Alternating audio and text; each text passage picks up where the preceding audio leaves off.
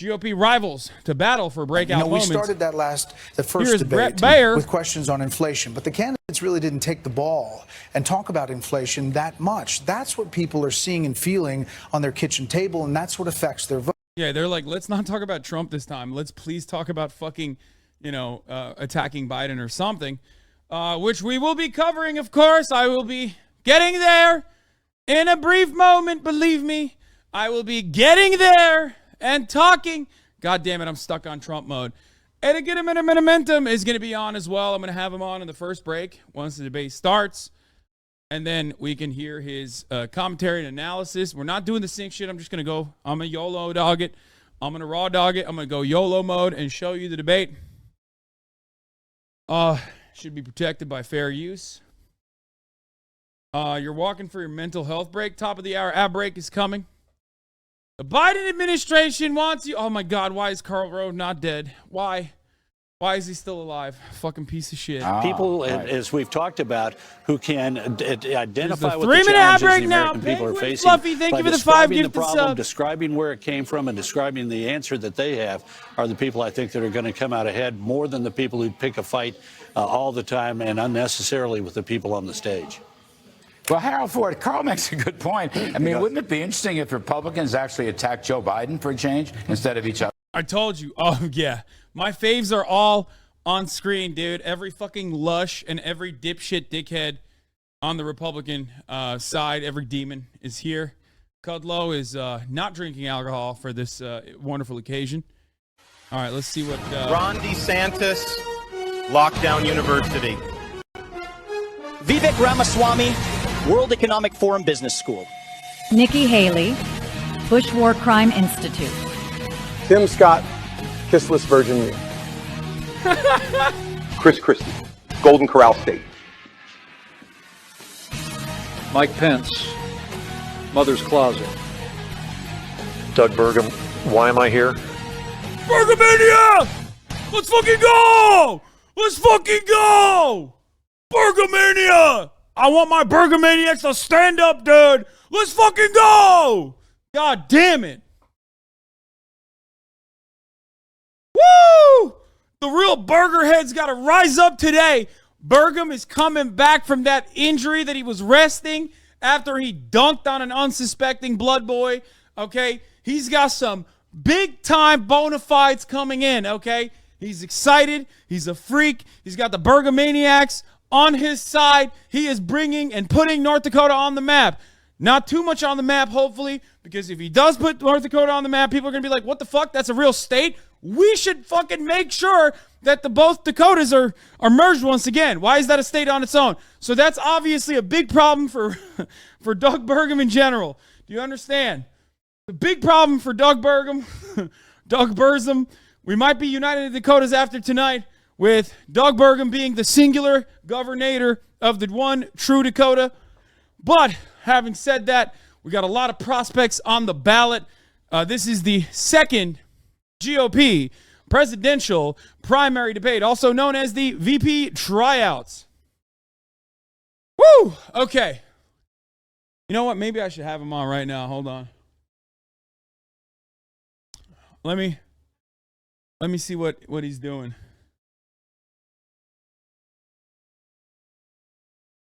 I'm going to call him. Hopefully this works. I just realized this is on delay, so we're going to have to wait a little bit longer until it actually comes up.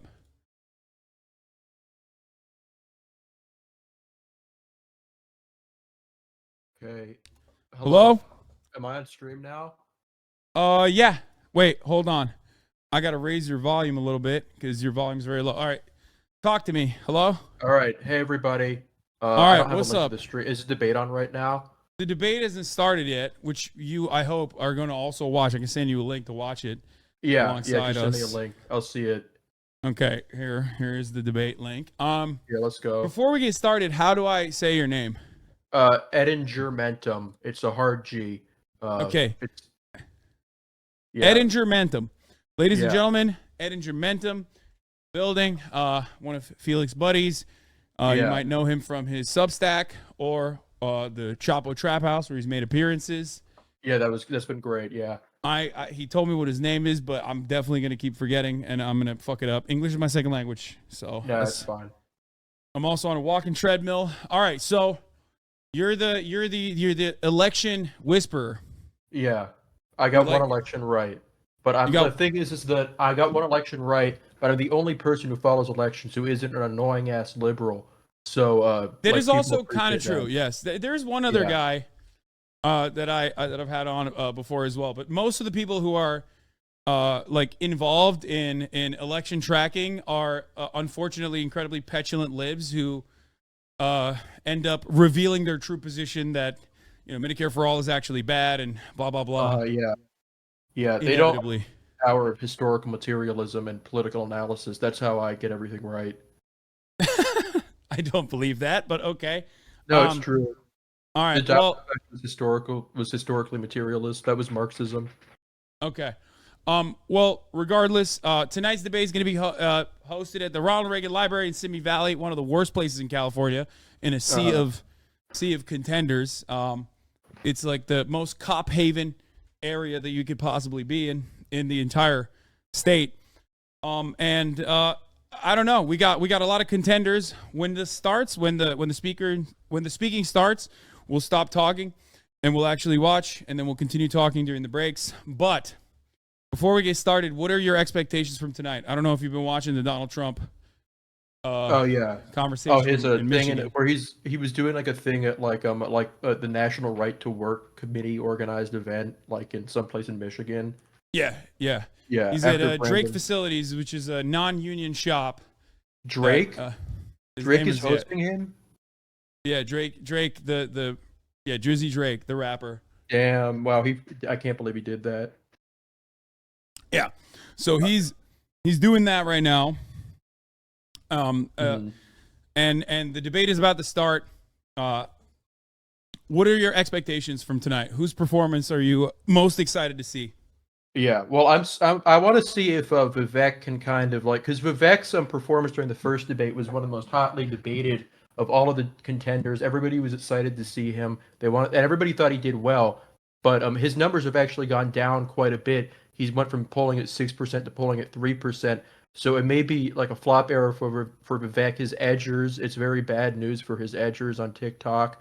And Haley actually went up a lot after the past debate. So, Vivek has got to kind of turn the ship around. DeSantis is I think it's kind of a lost cause for him. I did a lot of background research into his life. He's basically kind of a born loser. But the rest of it is it's interesting to keep track of for who could be a Trump vice president pick, which I think Vivek was kind of running for. Haley is running for, and I think that's going to be the main battle of the night. I think. The Desis are rising up, finally. Mm-hmm. Yeah, the Desi fifth column infiltration is finally complete. Yeah. Just like the Turks did in the UK. All right. Mm-hmm. Well, I'm gonna unmute it now, and we're gonna go into the debate because it's starting now. But we'll hear from you in the next break. Flanking the governor, entrepreneur Vivek Ramaswamy and former South Carolina Governor Nikki Haley. Is South Carolina Senator Tim Scott and former New Jersey Governor Chris Christie. On the wing tonight, former Vice President Mike Pence and North Dakota Governor Doug Burgum. We have questions on a wide variety of issues important to primary voters. Candidates get 1 minute to answer and 30 seconds to respond if singled out. When their time runs out, we'll all hear this. We have a lot of ground to cover, so please keep it civilized. Let's get going. I can't believe they had the audacity to bring a British man. Place tonight designed to reflect the very nature and character of Ronald Reagan. It's a place that makes you proud to be an American. Yet today our nation is drowning in division and incivility. Voters say they dread the 2024 election and find politics exhausting. 2 in 3 Americans think the country is on the wrong track. And 3 in 4 say the economy is not in good shape. Prices are up 18% since 2020. More than half of the US population has little access to childcare. 85% of Americans say their personal finances are a source of stress. Who's going to kill more babies? A leader who says, you can Which one of you will kill the most American children? President Biden is trying to do that with Bidenomics. And yesterday, he joined the picket lines where auto workers are demanding. I hate that they're doing this triple thing. It's very weird. I don't like it. It's weirding me out. You recently reacted by praising Ronald Reagan for firing air traffic controllers in the 1980s, saying, "You strike, you're fired." Would you fire thousands of striking auto workers today, Senator? Obviously, the President of the United States cannot fire anybody in the private sector. It's illegal. However, what he's describing is illegal. Look back at the first bill in Congress under Joe Biden. The first bill had $86 billion for the union pensions because they continue to overpromise yet underdeliver. One of the challenges that we have in the current negotiations is that they want 4-day French work weeks, but more money. They want more benefits, working fewer hours. That is simply not going to stand.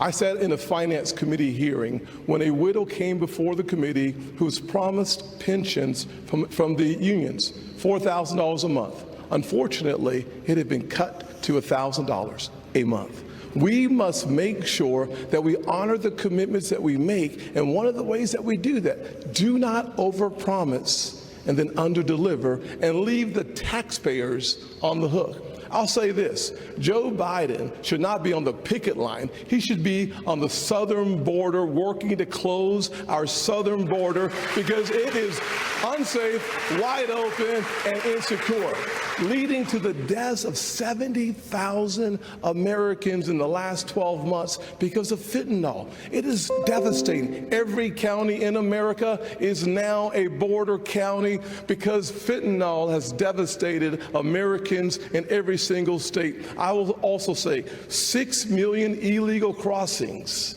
since Joe Biden has taken office, and he eliminated Title 42. The one thing he should do is finish the wall, reinstate Title 42, and get the job done. Damn. Well, I can promise you that we are going to have a lot of questions on the border and immigration. But in the meantime, we do want to talk about the economy and jobs, and especially want to talk about this strike for just a moment more. Mr. Ramaswamy, you've said you really empathize with the strikers. You're standing next to Senator Scott. Chat, do blast you us agree off. with what he said, or do you think he's wrong? I agree with some of what he said. We're doing it here. I like We're doing the damn thing. I'll say that I don't have a lot of patience for the union bosses. I think that's where he and I actually have a common view. I do have a lot of sympathy for the workers, however. People are going through real hardship in this country. I've been through hardship growing up. My father stared down layoffs at GE under Jack Welch's tenure at the GE plant in Evendale, Ohio. My mom had to work overtime in nursing homes in Southwest Ohio to make ends meet and pay off our home loan. So I understand that hardship is not a choice. But victimhood is a choice, and we choose to be victorious in the United States of America. You know what, if I was giving advice to those workers, I would say go picket in front of the White House in Washington, D.C. That's really where the protest needs to be. Disastrous economic policies that have driven up prices, that have driven up interest rates and mortgage rates. At the same time, wages remaining stagnant. What we need is to deliver economic growth in this country. He's too much of a debate nerd. Energy. Drill, frack, burn coal, embrace nuclear energy, put people back to work by no longer paying them more money to stay at home, stabilize the U.S. dollar itself, and rescind a majority of those unconstitutional federal regulations that are hampering our economy. That is how we unleash American exceptionalism. And that's not a Democratic vision or a Republican vision. That is an American vision that we embrace economic growth, and capitalism is still the best system known to man to lift us up from poverty, and we should not apologize for it. That's what it means to be an American.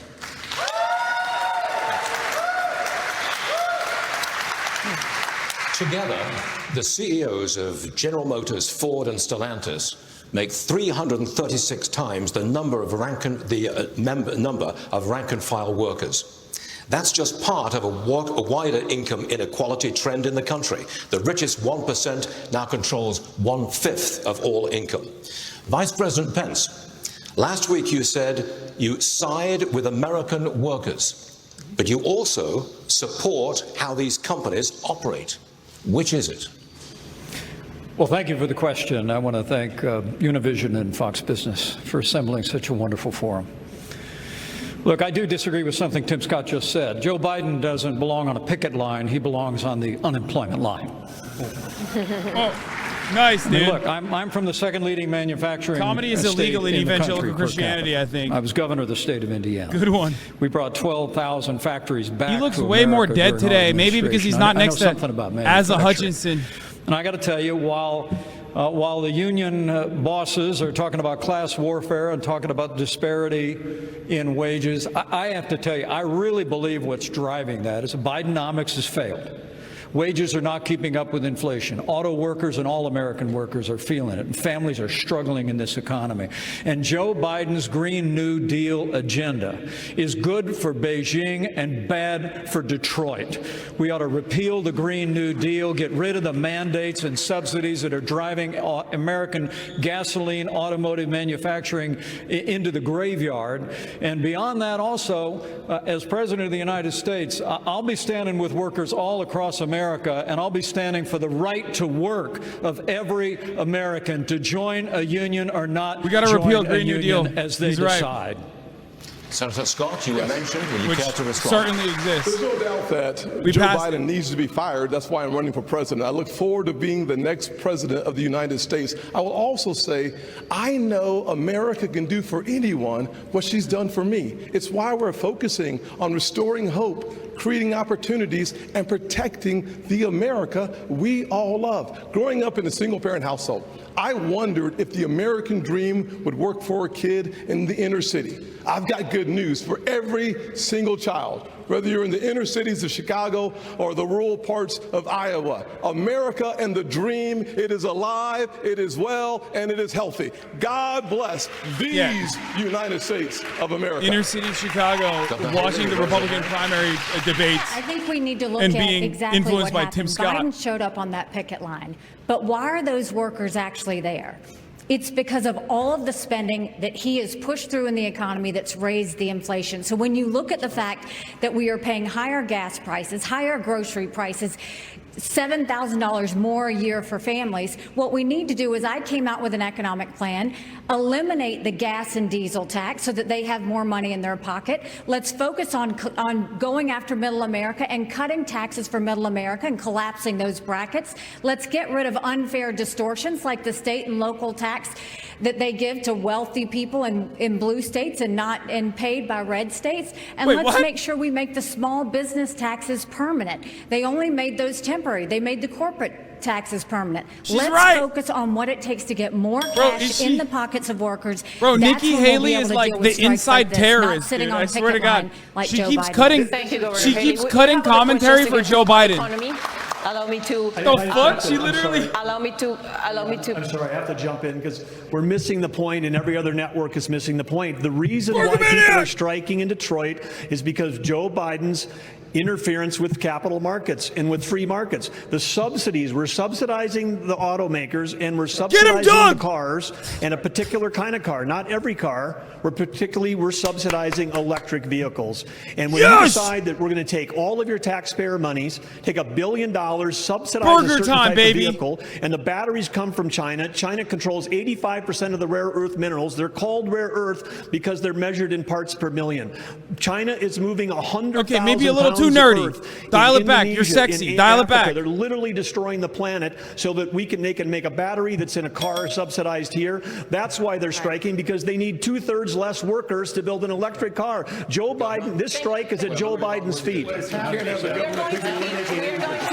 Popped off. The topic of economy, but allow me to the follow question to Governor Christie. The government will shut down if Congress does not reach a deal by the end of this week. God. Vice President Pence warns that politics of, quote, Trump's populist protégés, like Mr. Ramaswamy, are a road to ruin for the GOP. If the government shuts down, Should voters blame populist Republicans? Voters should blame everybody who's in Washington, D.C. They get sent down there to do the job, and they've been failing at doing the job for a very long time. And let's be honest about this with the voters. You know, during the Trump administration, they added $7 trillion in national debt. And now the Biden administration has put another $5 trillion on and counting. They have failed, and they're in the spot they're in now because none of them are willing to tell the truth. None of them are willing to take on the difficult issues. They just want to keep kicking the can down the road. And the inflation that Nikki spoke about is absolutely right, and it's caused by government spending. And that's why people all across this country are suffering tonight. And yet we don't get any answers. Let's go. Because It's Joe national Biden debt hides time. These are in his basement. Great. And won't Typical answer as to Republican why talking he's points to raising the debt hammer the way home, he's baby. done.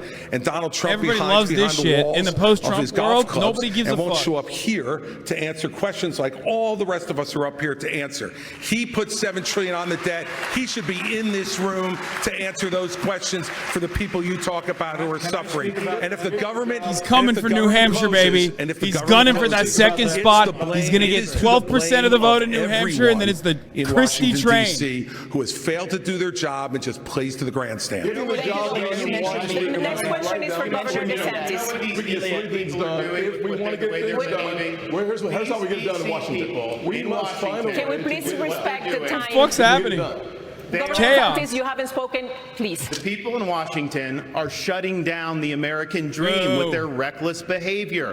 They borrowed, they printed, they spent, and now you're paying more. You're boring the hose. They are the reason for that. Boring, Ron. They have shut down our national sovereignty by allowing our border to be wide open. So please spare me the crocodile tears for these people. They need to change what's going on. And where's Joe Biden? He's completely missing in action from leadership. And you know who else is missing in action? Donald Trump is missing in action. He should be on this stage tonight. He owes it to you to defend his record where they added $7.8 trillion to the debt. That set the stage for the inflation that we have now. I can tell you this, as governor of Florida, we cut taxes, we ran surpluses, we've paid down over 25% of our state debt, and I vetoed wasteful spending when it came to my desk. And as your president, when they send me a bloating spending bill that's going to cause your prices to go up, I'm going to take out this veto pen and I'm going to send it right back to them. Ilya, you mentioned me in your question. I just want to address they brought up our administration's I have a question that is on the minds of a lot of moms and dads and Americans, and I know that you've been thinking about it because child care costs, they are up. They're topping $10,000 per month. Some families are spending up to half of their income on child care, and they're having to decide, is it worth it for me to work, or does it not make sense for me financially? In 3 days, the billions of dollars in pandemic-era funding is going to end. Why are they asking the fucking virgin, dog? What the fuck does he know about child care? He's literally a kissless virgin. Broaden eligibility for child care assistance. That fell apart Sickening. last year. Asking the virgin about child the care. moms and dads out there who are worried, what can you tell them if you weren't able to get it through the Congress? How could you do it as president? Certainly one of the things I did as a member of Congress was to make sure that we protected the Head Start programs around the country, giving people the opportunity to pick and choose the place that they send their children. The challenges that we see today under the Biden administration is that the cost for daycare has gone over $15,000 per child. In the Build Back Broker plan, he called it a Build Back Better plan, it was going up to $29,000. The way we fix that problem is to make sure that we actually cut taxes and give more Americans their money back. When I helped write the Tax Cuts and Jobs Act, we actually lowered a single We're just gonna cut taxes. Fuck it. There's no reason. There's no reason to fund anything in the child care upfront. Then we just went cut a step taxes further. We doubled the child tax credit and made it refundable. By doing that, more parents had more resources to make the decisions how to take care of their family. The one thing we should do is let the American people keep their money. When that happens, the greatest opportunities rise from the ashes. Okay, I'm going to give you 15 seconds. Go ahead, and then we're going to the border. Ilya Tim Scott's opinion on this is awfully close to just, Sigma Grindset bootstrap. The divide is not between the Republicans on Make this them grind stage. harder. Fuck it, we ball. These are good people on this stage. The real divide is between the majority of us in this country who love the United States of America and share our founding ideals.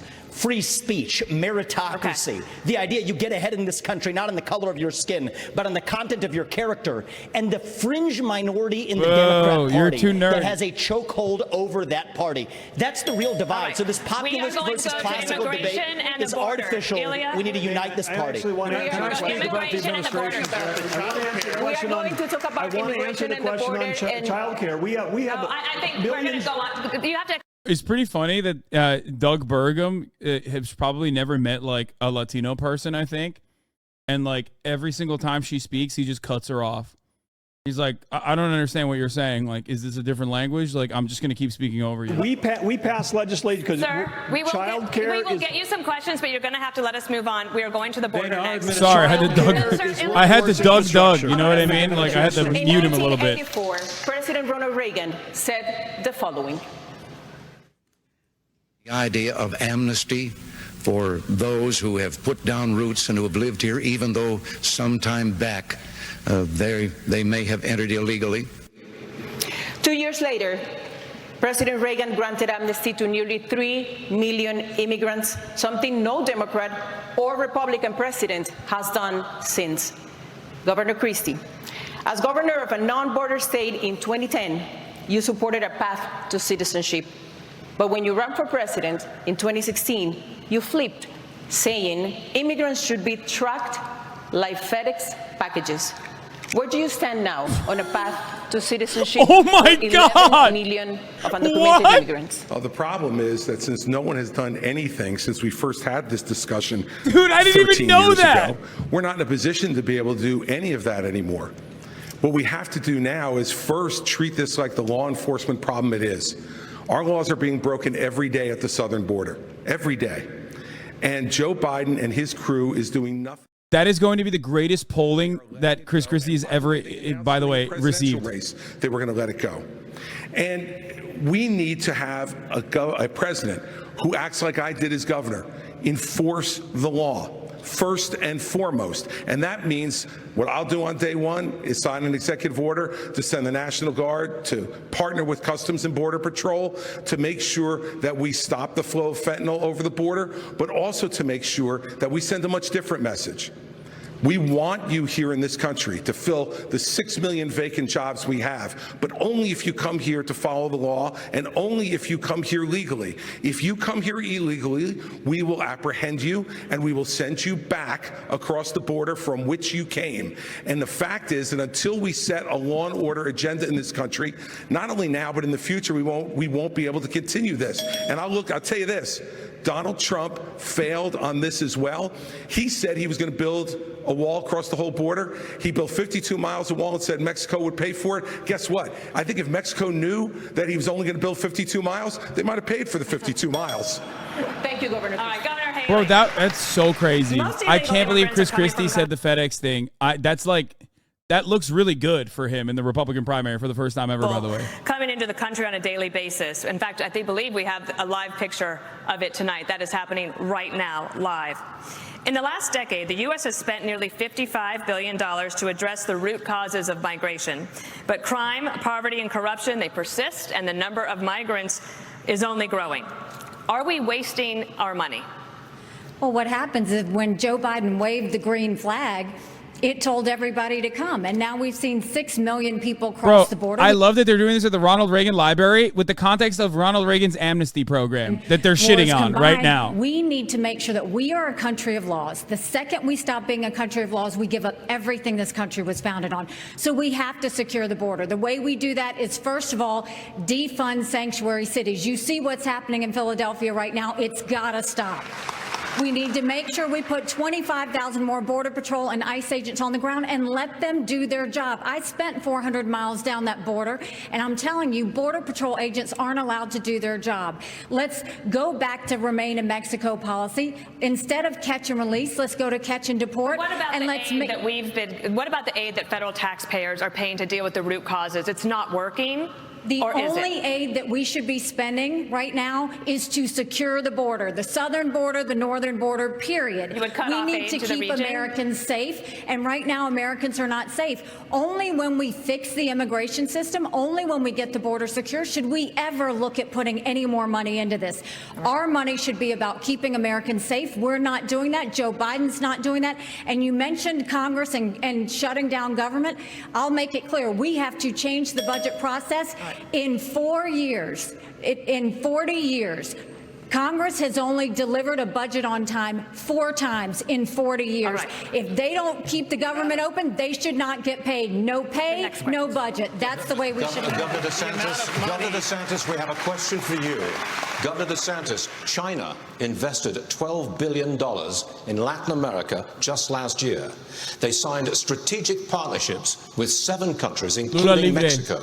And China's military ties to the region now include arms sales and training exercises. Are you comfortable with China deepening ties with our southern neighbors? Of course not. And the reason why we're in this mess is because elites in D.C. for far too long have chosen surrender over strength when it comes to the CCP. Some people in our country got rich, our industrial base got hollowed out, and they have been able to build the second most powerful military in the entire world. We need a totally new approach to China. We are going to have real hard power in the Indo-Pacific, like Reagan, to deter their ambitions. We're going to have economic independence from China, where we're decoupling our economy, and we are going to go after the cultural power they have in this country. As governor of Florida, so what happens? Do the liberals hear this and go, "Oh my God, I'm so horny. I might vote for Ron DeSantis"? All across these United States, we shouldn't have them in our universities.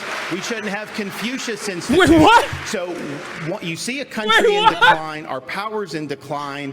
China's going to surpass us this decade, and if they do that, that's going to affect every single American household. As your president, I am not going to let that happen. I'm going to reverse this country's decline. We are going to choose strength, not surrender, when it comes to the CCP.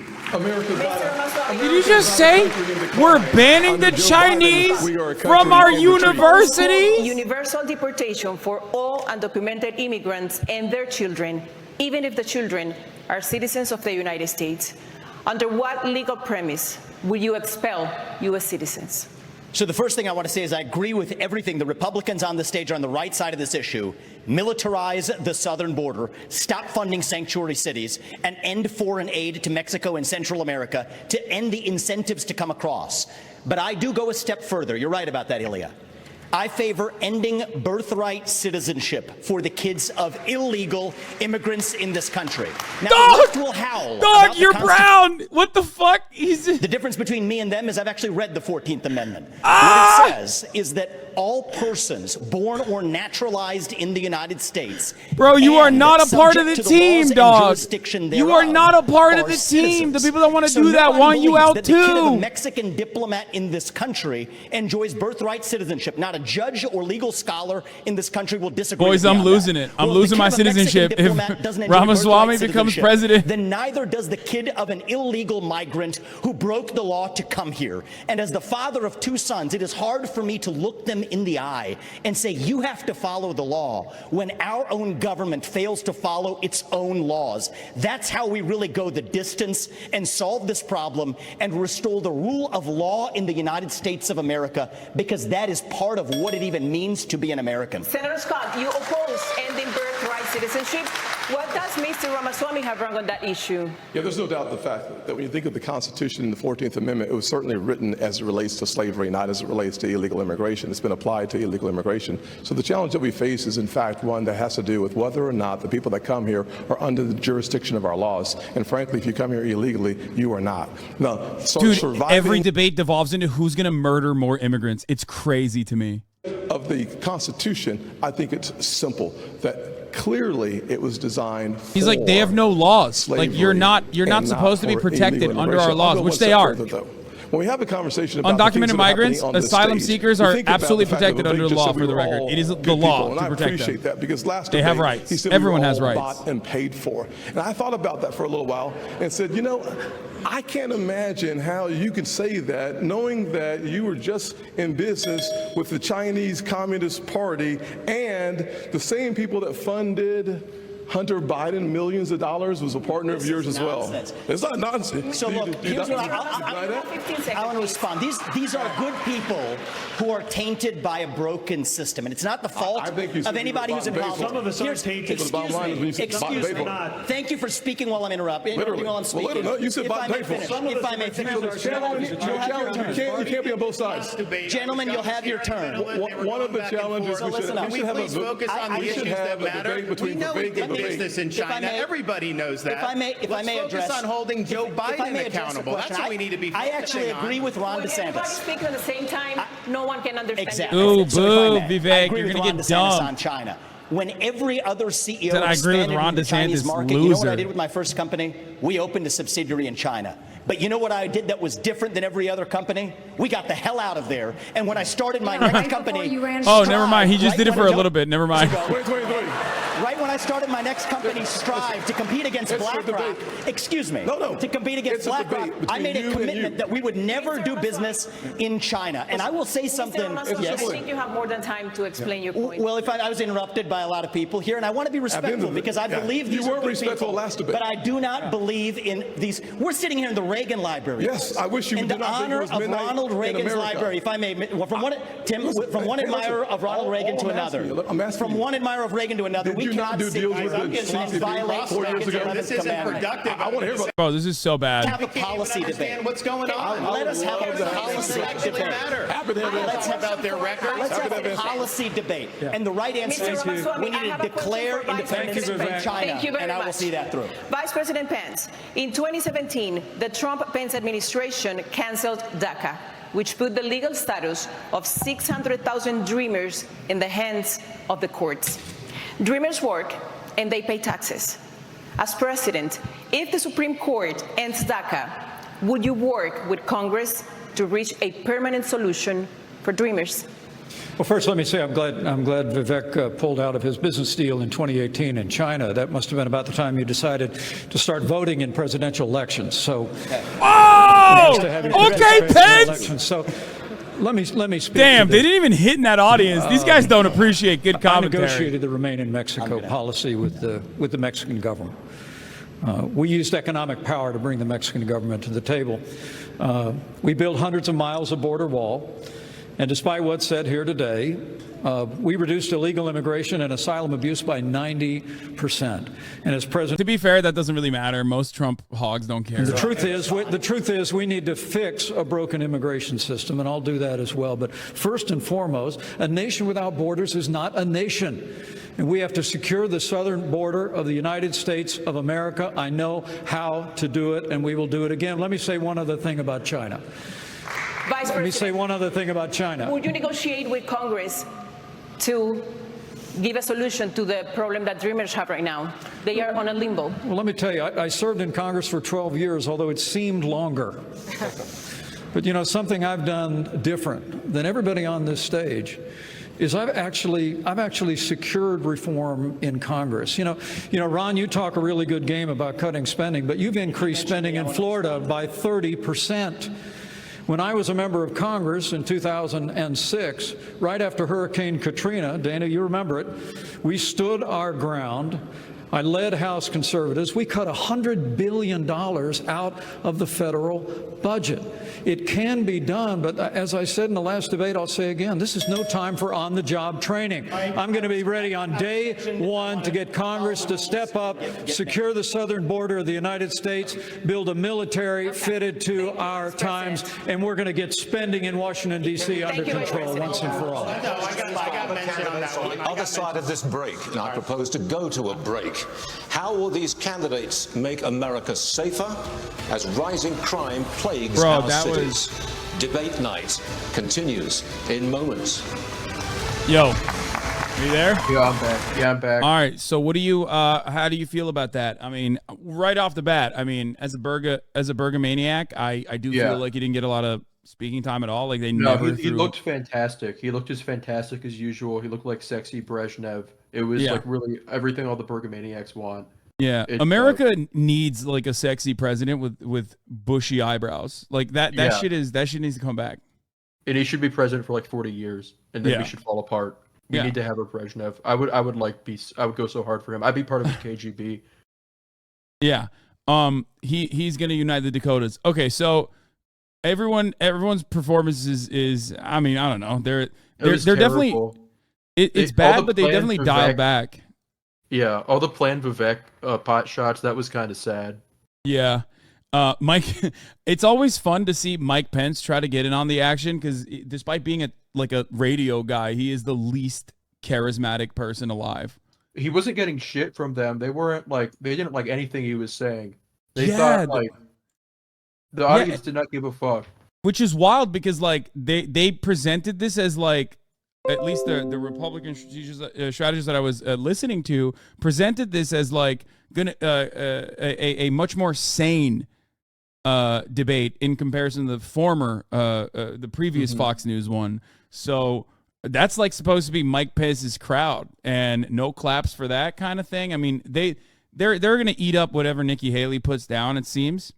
Oh, the thing that before we got started, the thing that I wanted to say was I think that Vivek is really fucking nerdy. He's a debate guy in the worst ways possible. And I think that does not translate too well to a broader audience. At first I thought he's saying all the right talking points and he's glazing up Donald Trump. And I think he's going to see some benefits out of that. But the more he talks, he has a Ron DeSantis style negative appeal. Yeah. The more people see him, especially in the Republican Party, because it's so there's no college educated voters left in the party now. If he was a Democrat and he was doing his shtick as a Democrat in a primary like this, I think he'd probably do better because all the nerds are Democrats now. But Republicans now, the hogs, they don't want to hear that shit. They don't want Model UN super delegate going crazy like that. They don't want it. Yeah. And I think it completely loses the essence of why Trump is successful because he doesn't do that petty debate shit. No, he doesn't do that at all. He had so many great moments in 2016. He called Rand Paul ugly. He said he was going to fall off the stage. He just insulted people. It was exactly. It was fun. It was fun. He's charismatic. Whereas Vivek is actually, you're wrong. You know what I mean? This is what we're gonna do. Even when he's advocating for borderline, I mean, definitely unconstitutional, borderline fascist policies. He's doing it in such a fucking nerdy way. He's Indian Blake Masters was my assessment originally. Yeah, absolutely. Well, Blake Masters had more serial killer vibes. I think he wasn't even really a nerd. He just is just an evil essence. There's a lot of really funny stories during the midterm where they'd show Blake Masters to focus groups and they'd all kill themselves and all the all the Republican pollster fundraising people say we have to completely cut bait. We can't give them any money. But Vivek is when you do the thing you're saying, we're to deport all the legal immigrants, you need to talk about how you're going to get rid of everybody. You don't talk about how, it's actually legal under the 14th Amendment. They don't care about that. They don't even know what that is. You're not talking to the right audience here. Yeah, which, speaking of never talking to the right audience, Chris Christie seemingly is running for the Democratic primaries for the most part until this quote came out. Oh, shit. Yeah. I got it. All right, let's get back into it. And welcome back to the Reagan Library for the second Republican presidential debate. I do want to just remind everyone, there's 1 minute for questions, 30 seconds for a follow-up, and the more you mention each other, that means the fewer questions you're going to get. Okay, so we want to talk about crime. This has been a horrendous problem in our country. The Fox News and others have been covering it. Governor Christie, crime in major cities is striking fear into the hearts of Americans. Just last night, looters took over the streets of Philadelphia. You said in the last debate that you would use U.S. attorneys to prosecute crimes local prosecutors won't. But they are stretched as well, and they could not handle all of the lawlessness, the shoplifting, all the carjackings, the armed robberies. They're all surging. Progressive prosecutors were elected by their constituents, and they can't be fired by a president. No idea what happened. What would you do to end the revolving door Literally of criminality? Have no idea what happened. Well, look, Dana, I'm the only one on this stage who's done it. For 7 years, I ran the 5th largest office in this country at the U.S. Attorney's Office in New Jersey, and we set records for the number of prosecutions that we brought that still have not been broken. And the reason was that we went after the crime that was affecting people's lives. And as president, I will appoint an attorney general and instruct that attorney general that you are to put all the resources that are necessary to bring our cities back under control. The fact is, they will be stretched. There's no doubt about that, but that's what they take the job for, because they love the idea of enforcing the law. We've got to bring law and order back to this country. and not just in our cities. But we need law and order back everywhere. We need law and order back in our suburbs. People are threatened there. We need it in our rural areas. People feel threatened there. And we need it in Washington, D.C. also. And Donald Trump should be here to answer for that, but he's not. And I want to look at that camera right now and tell you, Donald, I know you're watching. You can't help yourself. I know you're watching, okay? And you're not here No, he's tonight, not. He's literally talking. Not because of polls and He's not live. because of your indictments. You're not here Way to go, tonight little bro. because you're afraid of being on the stage and defending your record. You're ducking these things. And let me tell you what's going to happen. You keep doing that, no one up here is going to call you Donald Trump anymore. We're going to call you Donald Duck.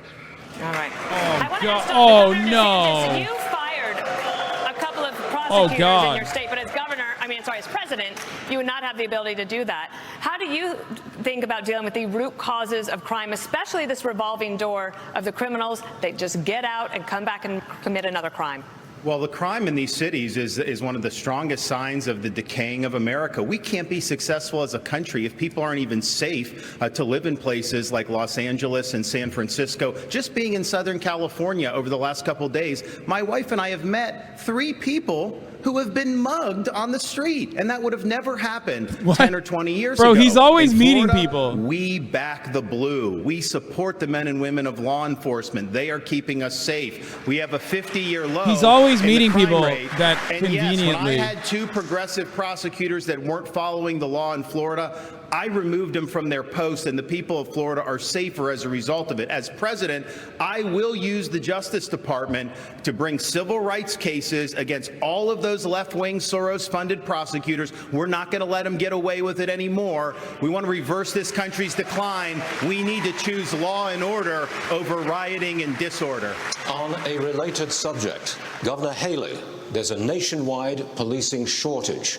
Retirements are up. Recruitment is in the tank, morale is at a record low. 3 years ago, you signed a pledge to support law enforcement. Now, pledges are a nice idea, but what's your actual plan to get more police on our streets?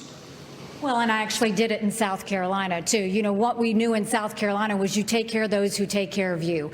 We have to start taking care of law enforcement, but it's not just taking care of them with words. It's making sure that you also follow through on what they do. Right now, we have a lot of stolen guns on the street. Well, these law enforcement officers, they arrest these people, and then they go and they're let out the very next day. So law enforcement feels like no one has their back. We have to start prosecuting according to the law. We have to make sure we have the backs of law enforcement, and we have to make sure that we're a country of law and order. But I want to go back to China because I don't think we spent enough time on that. Right now, we have to look at what government's doing to hurt us against China, too. You have a company, U.S. Antibiotics, that produces amoxicillin, the #1 antibiotic that we need. And right now, there is a company in Bristol, Tennessee, that produces that, yet our federal government only gets it from China. We need to be focusing on companies that produce in America and supporting those companies that produce in America, not companies that are helping China. Governor, we will be talking foreign policy later. Delia? Yes, thank you, Stuart. We're going to stay in the topic of crime because it affects all of us.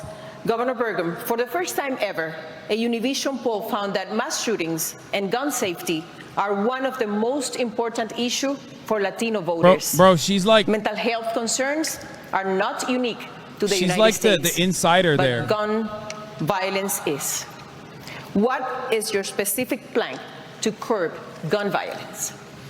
Well, first we need to understand is I think that the liberal left seems to be just completely bent on prosecuting law-abiding citizens that are gun owners, because every solution they have to this is take away the Second Amendment rights of Americans, and somehow that's going to solve the problem. But all these cities that we're talking about that you showed the videos of tonight, they have some of the strictest gun laws in the country. So we know that that's not what's working. But what we have to do is get back to the core issues about the family. We have to get back to behavioral health and mental health. We've got to get back to actually enforcing the laws these people talked about. And like we've done in North Dakota, where we've got the goal and we're on the track to being the most military-friendly state in the nation. We've got the most military and the most support of what we're doing in terms of law enforcement, because the morale is down because we've been defunding the police, because they've been attacked in the press. The police have become the bad guys when they're the one. There's all these jobs available in America. Why would you be a policeman if people don't even respect them? Every time I see a policeman, the first thing I say is thank you. And so does everybody else and my family and most of the people in our state, because they know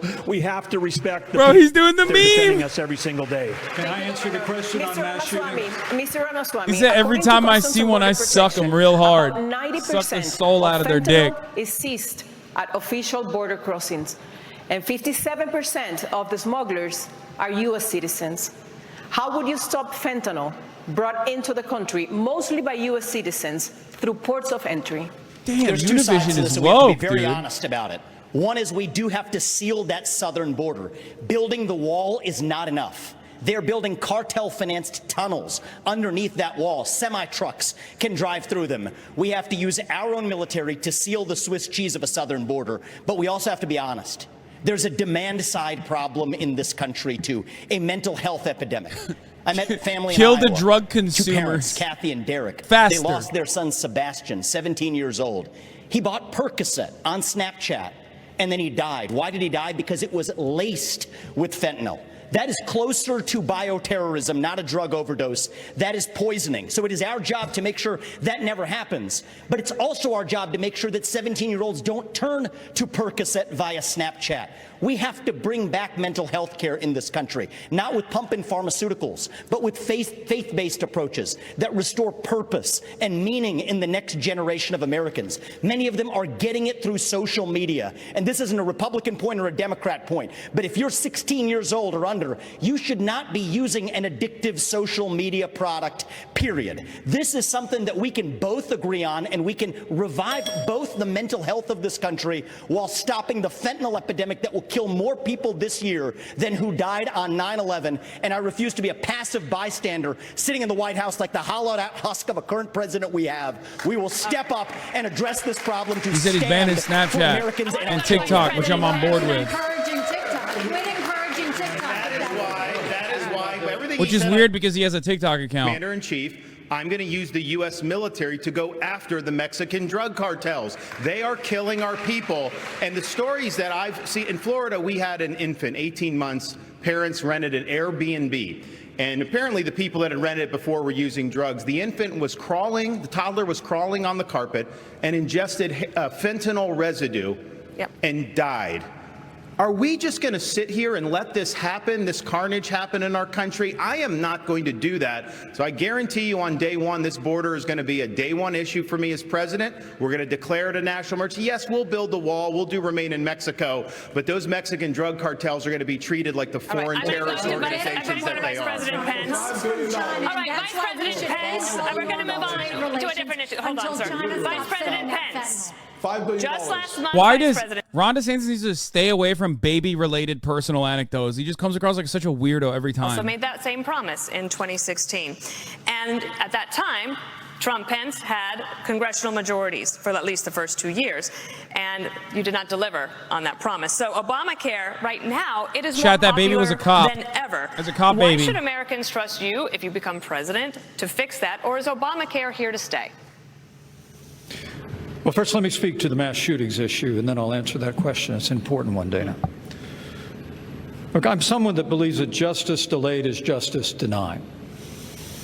And as a father of three, as a grandfather of three beautiful little girls, I am sick and tired of these mass shootings happening in the United States of America. And if I'm president of the United States, I'm going to go to the Congress of the United States, and we're going to pass a federal expedited death penalty for anyone involved in a mass shooting so that they will meet their fate in months, not years. This is so stupid because mass shooters already killed themselves, stupid. It's not like they're doing it to get away with it like a crime of thrill.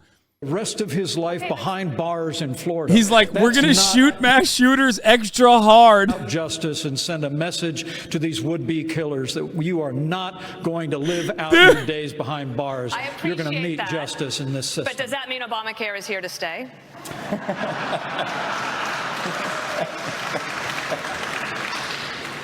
Well, thank you for reiterating the question because I'd love to answer it. Look, I think it's one of the choices here. You know, my former running mate, Donald Trump, actually has a plan to start to consolidate more power in Washington, D.C., consolidate more power in the executive branch. If I'm president of the United States, it's my intention to make the federal government smaller by returning to the states those resources and programs that are rightfully theirs under the 10th Amendment of the Constitution. That means all Obamacare funding, all housing funding, all HHS funding, all of it goes back to the states. We'll shut down the Federal Department of Education.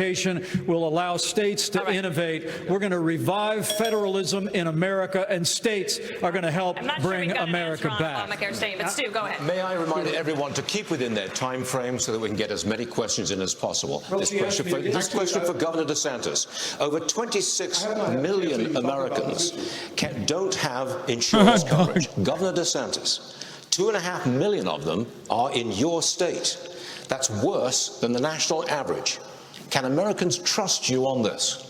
Well, I think this is a symptom of our overall economic decline. Everything has gotten more expensive. You see insurance rates are going through the roof. People that are going to get groceries. I spoke with a woman in Iowa, and she said, you know, for the first time in my life, I'm having to take things out of my grocery cart when I get to the checkout line because the total goes up so quickly. So this is very real, and people are hurting out there. So we've got to address the underlying problem with Bidenomics, the overspending, taking all Biden's rules and regulations. I'm going to throw them in the trash can on day one. You're not going to have to worry about that. We're going to open up all of our energy. We will be energy dominant in this country. That will lower your gas prices. And what we need to do with health care is recognize our health care is putting patients at the back of the bus. I feel like the ratings on this is going to be so big bad. Insurance and big government, and we need to tackle that and have more power for the people and the doctor-patient relationship. I feel like ratings on this debate is going to be way worse, dude.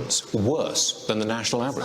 Our state's a dynamic state. We've got a lot of folks that come. Of course, we've had a population boom. We also don't have a lot of welfare benefits in Florida. You know, we're basically say this is a field of dreams. You can do well in the state, but we're not going to be like California and have massive numbers of people on government programs without work requirements. We believe you work and you got to do that. And so that goes for all the welfare benefits. And you know what that's done, Stuart? Our unemployment rate is the lowest amongst any big state. We have the highest GDP growth amongst any big state. And even CNBC, no fan of mine, ranked Florida the #1 economy in America. We're moving on. On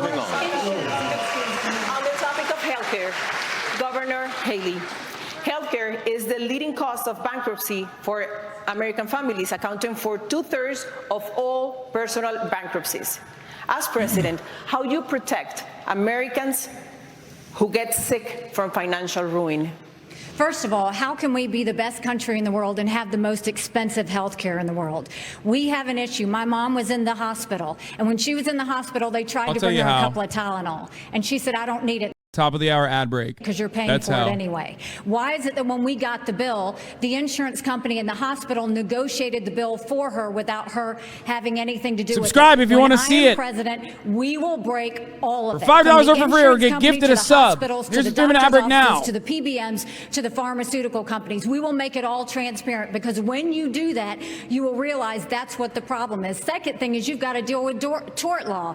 The doctors don't give you the 10 tests because they want to. It's because of the 90% chance they'll get sued. And then we need to bring competition back to healthcare, get rid of certificate of need systems, and make sure that they can compete. We have to put the patient in the driver's seat. They've been in the back seat for way too long. And once we give the patient the ability to decide their healthcare, deciding which plan they want, that is when we will see magic happen. But we're going to have to make every part of the industry open up and show us where their warts are, because they all have them, and we need to fix this on behalf of the American people. And that's what we need to do.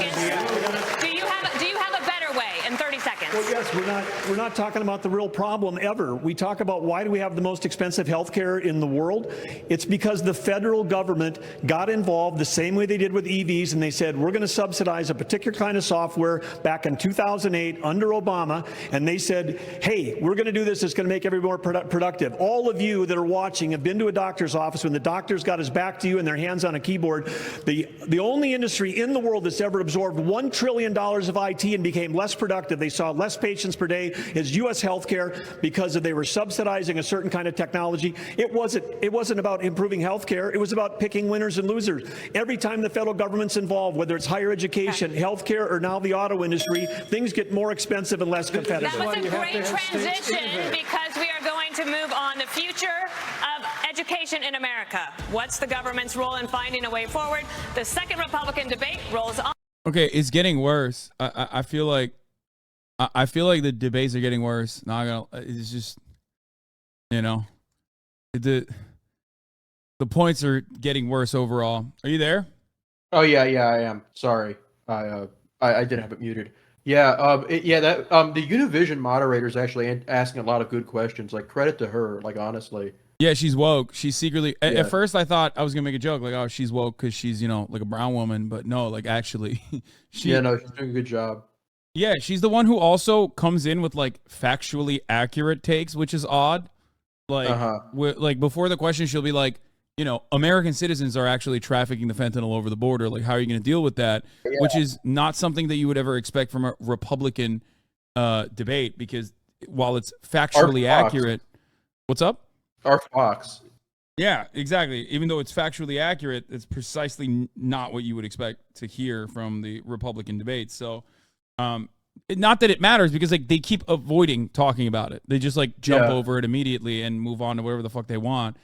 The Obamacare question was really funny. He just completely avoided it. Yeah, they're being so mean to her.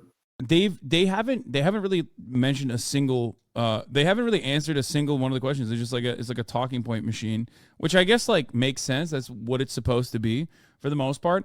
I do suspect that this debate in general, maybe due to not having a lot of marketing around it, maybe due to the fact that the first debate panned out in a not very productive way, with Trump not being there, is going to have abysmal ratings, I think. Yeah, and I can't tell who's even winning by the standards of what this is supposed to be. Like, I think the only memorable moment is when they started talking over each other. Yeah. And that'll just make it look less legitimate and more ridiculous, and it'll just help Trump look like the only serious contender, which he is. So, I don't think any of them are winning right now. The anti-EV stuff is kind of wild too. I mean, I guess like a lot of this stuff, a lot of the talking points aren't like invented by Donald Trump. It's usually by like the American Enterprise Institute or the Heritage Foundation, and it like makes its way to these candidates. But they're going extra hard on EVs, I suspect, due to like the IRA. I think it's the union, like the strike going on right now. Because one of the things that the union people are saying is that the UAW is that we want you to unionize the people who are working on the new vehicles, because that's not what's happening right now.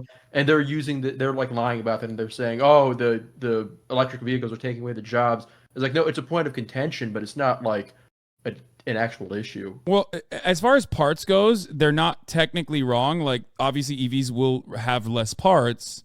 Then just produce more cars. Yeah, but also it's ironic because like it's more competitive if we do engage with EVs and not let China take over completely. But of course it doesn't matter. If I'm not mistaken, I'm pretty sure that there was an IRA provision that was supposed to unionize the plants that were getting government subsidies to get started, which was shot down, of course, by the likes of Joe Manchin and others.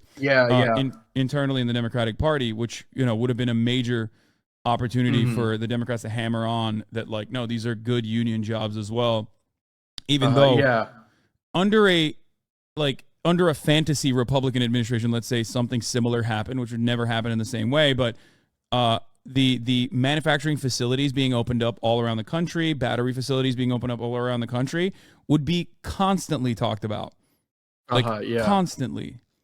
So the job growth in general, like it's a bizarre framing, because under some metrics, Biden has like created the most jobs of any president, like at this point in his term. Like, there's obviously issues with that, but like that has, and I think that they probably they're trying to make people focus on that, and I think it's a little misguided. I might like write something about that like in the next couple days, but. Yeah, there's like a very strong double standard there, because it's not like people were doing amazing under Trump either. Yeah, I mean, there's two different things here too. Like, I do feel like people are still suffering, and I always say that like it's the same kind of suffering that they experienced before Trump, before COVID, right? So going back to like pre-COVID levels doesn't necessarily mean that the economy is healthy, which is, I think, the major, like, I think that's the big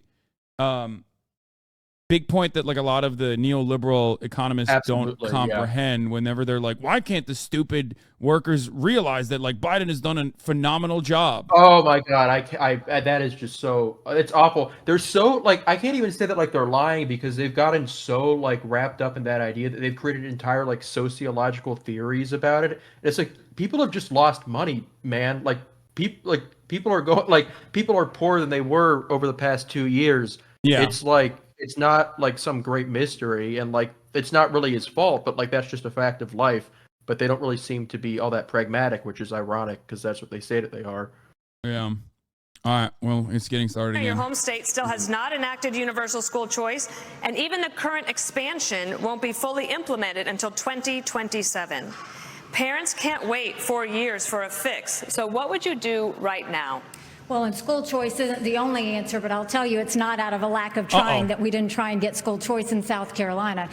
What I'll tell you, first of all, is we have to acknowledge the fact that 67% of our 8th graders are not proficient in reading or math. Over 80% of our 8th graders aren't proficient in history or civics. And I wonder recently why. They came out and said our Abolish 12 the and education 13-year-olds department. are scoring at the lowest levels they've been scoring in reading and math in decades. So the first thing we've got to do is we've got to make sure we catch our kids back up. We have to make sure they can read. A child that can't read by 3rd grade is 4 times less likely to graduate high school. We need to do reading remediation. We need complete transparency in the classroom. No parent should ever wonder what's being said or taught to their child in the classroom. We need to make sure that we have school choice so that there's competition. We need to move all the programs from the federal government down to the states and let states. There's not a single nation on the planet where privatization initiatives have actually helped with educational outcomes. Not a single one in any developing nation or developed nation. Not Kids a single building the things that example. we know that we can. The only examples are out there are departments of education that have moved towards privatization initiatives like in Sweden and have actually yielded negative outcomes on their educational outcomes, which immediately made them go back and change that.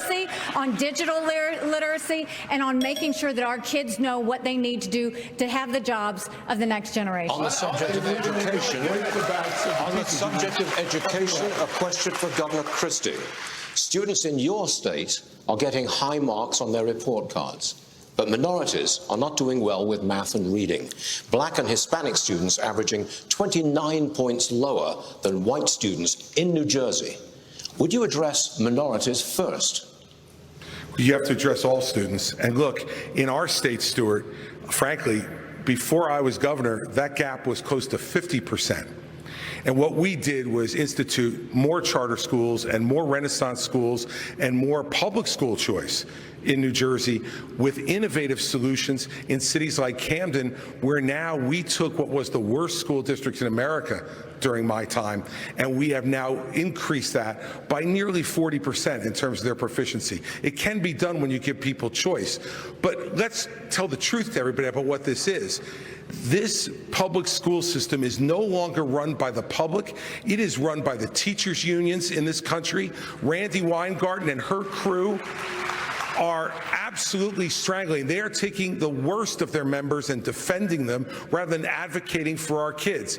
And when you have the President of the United States sleeping with a member of the teachers union, there is no chance that you could take the stranglehold away from the teachers union every day. Yo, he's got the smoke for Jill Brandon. The White House every day for the worst of their teachers, not for our students to be the best they can be. A President of the United States has to take on the teachers union. I did it in New Jersey, and I will do it as President of the United States. Governor DeSantis, I have a question for you. Governor DeSantis, I have a question for you. Florida's new Black History curriculum Who's talking? says, Is that quote, Tim? slaves develop skills which in some instances could be applied for their personal benefit. You have said she's the GOAT. Slaves develop skills in spite of slavery, not because of it. But many are still hurt. For descendants of slaves, this is personal.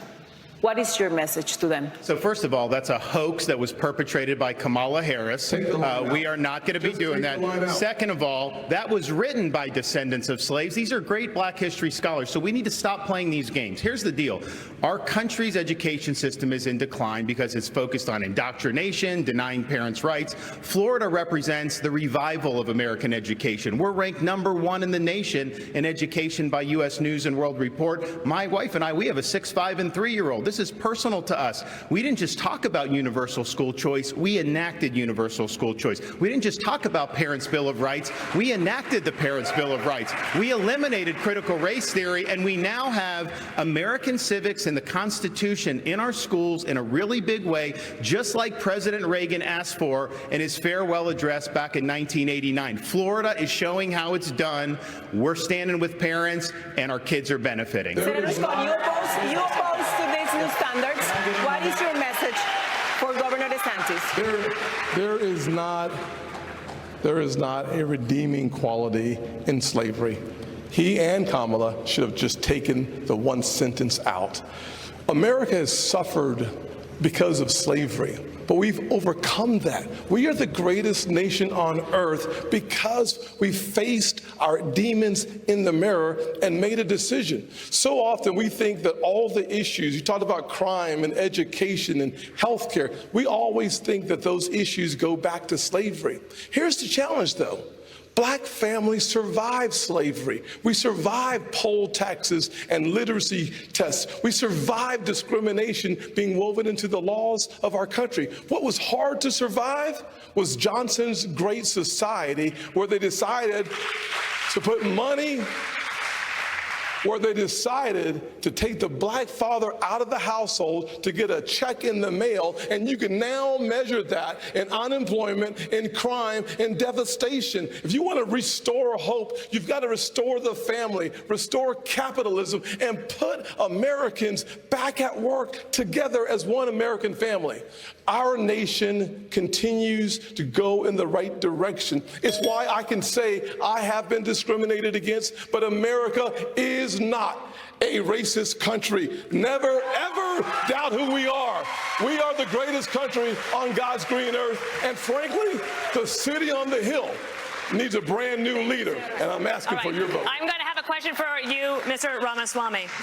Over 10.7 million students in over 18,000 public schools nationwide have the ability to change their identity without parental notification. Governor Christie told Stewart last week that he would pass a federal law to protect parental rights. Would you try to do the same? I have to be very clear about this. Transgenderism, especially in kids, is a mental health disorder. We have to acknowledge the truth of that for what it is.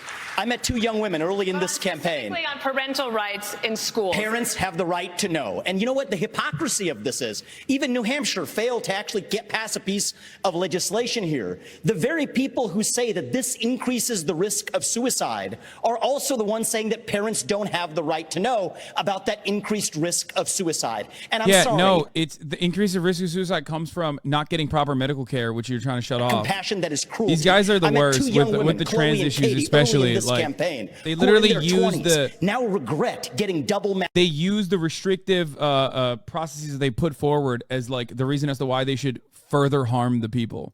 Is barbaric. So I will ban genital mutilation or chemical castration under the age of 18, and parents have absolutely. Damn, bro, he's gonna ban genital mutilation. No more circumcision, boys. No more circed up shouties out here. Respect. I'm an antagonist too. Governor Burgum, just to follow up on this, because you in your state, you do not have a law that says parents can't be notified, but you want to be president. Would you try to pass a federal law to say parents have that right? I think this is a state's issue, but I do want to say something, because all night long we've been talking about issues about how it's broken in Washington, and I respect all of the people on the stage here for their 100+ years of public service. Thank you. But the reason why we're not talking about education or health care or safety being a problem in North Dakota is because we have a business leader I've got more experience as a business leader than I think this whole group combined. I know I've created more jobs than everybody else on stage, thousands of high-paying jobs that have real meaning. So as a business leader, you come in and you treat the taxpayer like a customer. So in North Dakota, instead of fighting with the teachers' unions, we actually created a K-12 coordinating council. Everybody gets in the room and the customer is the student. But you do understand that this is an issue that many people in America really are concerned about, worried about parents and notification in schools. Yes, and that's why we have 50 platforms of innovation. That's why we have states. There are certain things the federal government is supposed to do. It's not the Department of Education. That needs to be assembled. We got to move it back to states. Do what we did in North Dakota. Instead of like, oh, here's a choice school and here's an old school, the old way with the teachers union, the kids are trapped. We made every school in North Dakota an innovation school. Every school got out from under the red tape, and the things that help teach the values that we're trying to get, like 4-H, like FFA, like Boy Scouts, they can get credit for all of that stuff in North Dakota. And by the way, North Dakota is now at the top of the median SAT scores in the country right now. Vice President Pence, the Department all of 8 people from North warns Dakota. that violence against LGBTQ plus people is on the rise and intensifying. According to a recent study, members of that community are what is 9 Univision times doing more there? likely to be victims of violent hate crimes. As president, how would you protect this community from violent attacks and discrimination? Well, as President of the United States, I'll stand up for the safety and the civil liberties of every American. Even trans Americans? And I want the American people to know that. But I want to answer the question as well, Dana, that you just asked Doug Burgum. Because by way of full disclosure, Chris, you mentioned the president's situation. My wife isn't a member of the teachers union, but I got to admit I've been sleeping with a teacher for 38 years. And whoa! So full disclosure. Look, education is a state and local function. The state of Indiana had one of the very first school choice programs in the country. And when I was governor of the state of Indiana, we doubled it. And as to your question, Dana, let's be very, very clear. When the Linn-Mar Community Schools in Iowa had a policy where you had to have a permission slip from your parents to get a Tylenol, but you could get a gender transition plan without notifying your parents. I weighed in with a foundation. That's not bad policy. That's crazy. We're going to stand up for the rights of parents, and we're going to pass a federal ban on transgender chemical or surgical surgery anywhere in the country. We've got to protect our kids from this radical gender ideology and adults, agenda. he's saying. And we've got to empower parents at the state level with the ability to choose where their kids go to school, whether it's public, private, parochial, or homeschool. You empower parents, and our schools will straighten up and reflect our values and focus on the basics faster than you could possibly imagine. Next subject. Can I just say one thing? China is investing. If you talk over everybody, we lose time. China is investing heavily in their tech companies.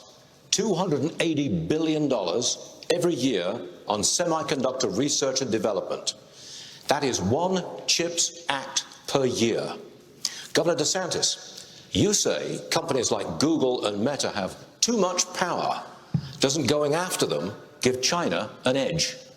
No, I think you look at how our societies develop. They have huge amount of power over our society. They've cracked down on free speech. We're not saying you don't want them to do business, but you want it to be a free market. And right now they're monopolies. But this issue of China, I think, is really going to be fundamental. We have subcontracted out so much of our national needs to the CCP. We rely on them for a whole host of issues. We need to reshore and we need to decouple all those important industries. We need to get that back in the United States. They are our top geopolitical adversary by a country mile. Xi Jinping's got huge ambitions, not only in the Asia Pacific, but as you mentioned earlier, in our region. But ultimately, we've got to beat him on the economy. And so that's what we'll do as President of the United States. Governor Christie, I wanted to follow up on this because 22% of American workers fear their jobs will be lost to a robot.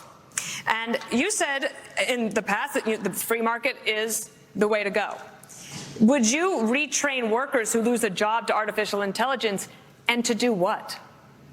Well, look, what I think artificial intelligence offers us is an extraordinary opportunity to expand well beyond the productivity that we have now, and to have Americans be able to be involved in that revolution, Dana.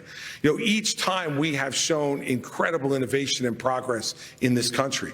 What we've done with it is to expand all kinds of new, even unthought of opportunities for folks. Yes, we have to do retraining for folks who lose some of their jobs, and we should be doing that. And we should have more training available both at the county college level and the local level for people to be able to access it. So yes, I would be in favor of that. But this is a much bigger issue than that. We can't be afraid of innovation. America has been the great innovator of this world over the last 250 years, a technological innovator, a manufacturing innovator, and a freedom and governmental innovator. And that's why America has to continue to stand strong in the world, pro-innovation, pro-progress. And I will tell you this, as President of the United States, what I will do is to make sure that every innovator in this country gets the government the hell off its back and out of its pocket so that it can innovate and bring great new inventions to our country that will make everybody's lives better. Mr. Ramaswamy, TikTok is banned on government-issued devices because of its ties to the Chinese government. But you made a TikTok, bitch. After dinner with boxer and influencer Jake Paul. Should the commander-in-chief be so easily persuaded by an influencer? So the answer is I have a radical idea for the Republican Party. We need to win elections. And part of how we win elections is reaching the next generation of young Americans where they are. So when I get into office, I've been very clear. Kids under the age of 16 should not be using addictive social media. We're only going to ever get to declaring independence from China, which I favor, if we actually win. So while the Democrats are running rampant, reaching the next generation 3-1, there's exactly one person in the Republican Party which talks a big game about reaching young people, and that's me. And let me level with all of you. I'm the new guy here, and so I know I have to earn your trust. What do you see? You see a young man who's in a bit of a hurry, maybe a little ambitious, bit of a know-it-all, it seems at times. I'm here to tell you, no, I don't know it all. I will listen. I will have the best people, the best and brightest in this country, whatever age they are, advising me. We will be probably many of the people on this stage included. That's how I built my companies. I want to be challenged. I want people who disagree with me. That's what makes America great, because we're not a perfect nation. We're founded on the pursuit of perfection. That is what makes America great. And that is why we will end it once we win this election. I have to jump. I have to jump in here. I'm sorry. There's one person on this. This is infuriating because TikTok is one of the most dangerous social media apps that we could have. And what you got, I honestly, every time I hear you, I feel a little bit dumber for what you say, because I can't believe that you've got a TikTok situation. What they're doing is these 150 million people are on TikTok. That means they can get your contacts, they can get your financial information, they can get your emails, they can get text messages, they can get all of these things. This is very important for our party. This is very important for our party, and I'm going to say you've gone and you've helped China make medicines in China, not America. You're now wanting kids to go and get on the social media that's dangerous for all of us. You went and you were in business with the Chinese that gave Hunter Biden $5 million. We can't trust you. We can't trust you. Damn. TikTok and I think that this is very important. Bro, this is fucking Desi on Desi violence right now. This is crazy.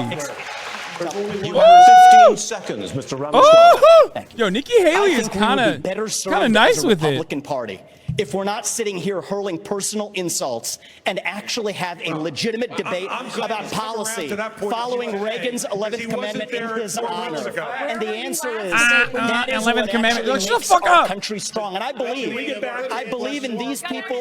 These are good people on the stage. They disagree, but let's have a legitimate disagreement. That's what I would say. Stuart, can we get back to the question? The question was on technology. Governor DeSantis, I'm going straight on this stage. Sir, we will have to cut your mic, and I don't want to do that. I don't. So, Governor DeSantis, let me go to you. Experts say President Putin has ordered assassinations across Europe, cheated on arms control treaties with the U.S., and seeks to work with China to force our decline. President Reagan believed that if you want to prevent a war, you better be prepared to fight one. Today, the Republican Party is at odds over aid to Ukraine. The price tag so far is $76 billion.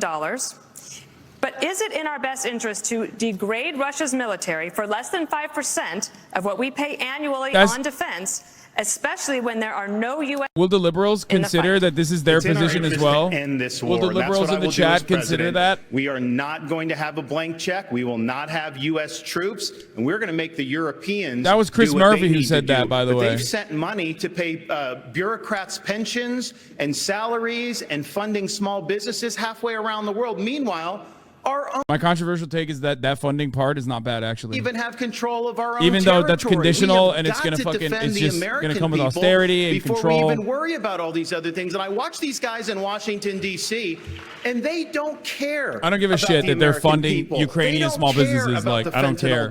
They don't care about the community. I do hate that it's like funding the worst types of subsidies. About the Mexican drug cartels. So as Commander-in-Chief, I will defend this country's sovereignty. But it's not a territorial dispute. It's never been a territorial dispute. And 90% of the resources that we send over to Ukraine is guaranteed as a loan. It is not 90% of the money that we send over there is loan. Well, we can talk about this, but at the end of the day, 90% of the money that we send over there is actually in the form of a loan. It's not actually not be paid by Ukraine. It's paid by the NATO, our NATO allies. So I think it's a good topic. I think it's a really good topic too. I will say let's get NATO, our NATO allies. So I think it's a good topic. I think it's a really good topic too. I will say let's get topic too. I will say let's debate the fact that our national vital interests. The fuck just happened? You said something about waiting until your turn to talk. So hold on. He's going crazy. He's going nutty. I'll be happy to debate this. I'll respond. I'll look forward to this one right now. So at the end of the day, when you think about the fact that if you want to keep American troops at home, attack on NATO territory would bring us and our troops in. By degrading the Russian military, we reduce, if not eliminate, an attack on NATO territory. They all have the liberal position. Every single person is liberal. This is the bipartisan consensus. The reality is just because Putin is not Putin's an evil dictator does not mean that Ukraine is good. This is a country that has banned 11 opposition parties. A win that has for actually, Russia is a that win is not for true. China. We're driving Russia. For Russia excuse is a me. win for China. Excuse me, Nick. You'll have a chance. I forgot you like China. That's why you'll have your chance in just a moment. Yeah. The hurling personal insults isn't helping. China is the real enemy, and we're driving Russia further into China's arms. Vivek, come in with that hot foreign policy. Especially, this is a country whose president just last week was hailing Putin have Ukraine, that's a green light to China to take Taiwan. We need the peace comes through strength. Governor Christie. Governor Christie. The Communist Party of China is the real enemy. Governor Christie. Governor Christie. President Biden's first 2 years have brought China, Russia, and Iran closer together. Are we focused too much on Ukraine and not enough on this threat from the New World Order? No, they're all connected, Stuart. They're all connected. The Chinese are paying for the Russian war in Ukraine. The Iranians are supplying more sophisticated weapons, and so are the North Koreans now as well, with the encouragement of the Chinese. The naivete on this stage from some of these folks is extraordinary. Look, I understand people want to go and talk to Putin. Guess what? So did George W. Bush. So did Barack Obama. So did Donald Trump. And so did Joe Biden when he said a small invasion wouldn't be so bad. Every one of them has been wrong. And the fact of the matter is, we need to say right now that the Chinese-Russian alliance is something we have to fight against, and we are not going to solve it by going over and cuddling up to Vladimir Putin. Look, Donald Trump said Vladimir Putin was brilliant and a great leader. This is the person who is murdering people in his own country, and now not having enough blood, he's now going to Ukraine to murder innocent civilians and kidnap 20,000 children. And let me tell you, if you think that's where it's going to stop, if we give him any of Ukraine, next will be Poland. This is a guy who said, once said, this is a guy in 1991 who said that was the darkest moment in world history when the Soviet Union fell. Listen, everybody, he wants to put the old band back together, and only America can stop it. And when I'm president, we will. Governor Burgum, I want to get to Governor Burgum. He hasn't had a chance. I have a question I think you're going to really like, or at least you have experience in it. and we need to talk about America's farmers because there is a foreign policy connection here. The U.S. and China are in this fierce economic competition. It's hurting American businesses, and there is blowback against American farmers because China then targets them in retaliation. How would you, as president, protect American farmers and ranchers from that kind of retaliation from a foreign government like China? Well, first of all, we've got the best farmers and ranchers in the world right here in America. If they have a level playing field, they can outcompete anyone in the world. But this is part of the larger issue that we're talking about. Yeah, bro, they're going band for band with subsidies. And the Biden administration and will losing. admit that. But we're also in an economic war through what we're doing with agriculture and energy. And we're also in a war with them relative to cyber war. Can't go band for band against every fucking... day. In North Dakota, every state, every school district, our tribes, all being attacked every day by either China, Russia, Iran, or North Korea. And now we've got a Biden administration. When I'm going band for band with China. Appeasement. They're out there, creating the world, making it less safe. $6 billion they traded for 5 people. They've just now set a price on anyone's head who's a tourist from America, who's a student from America, for kidnapping. If you want more kidnapping, put a price on it. And then they're also helping Iran get to have more closer to nuclear weapon, which pushes China all of the Middle East closer to China and Russia. China doesn't the whole thing have is absurd. Enough. And then, of course, we're going to give China doesn't have a camera good enough to show the money spread. Give Taiwan to China and think that's a foreign policy. That will make our nation less successful, make us more poor. And at the core of all that is energy policy, because China imports 10 million barrels of oil a day. They're the largest importer in the world. And we've had 4 cabinet members from the Biden administration there this summer, and none of them talked about U.S. energy. The first one to go to each of those countries was Kerry to talk about the folly of the climate policy, which is making the world less stable. It's empowering dictators. It's not about climate change that we need worried about. It's about the Biden climate policies that are actually the existential threat to America's future. Thank you. Can I speak about Governor Haley, Mexico's president called who supports sending U.S. military into the country, quote, scoundrels. Mexico is the United States' most important trade partner and border security. You say you will send special operations to attack the cartels in Mexico.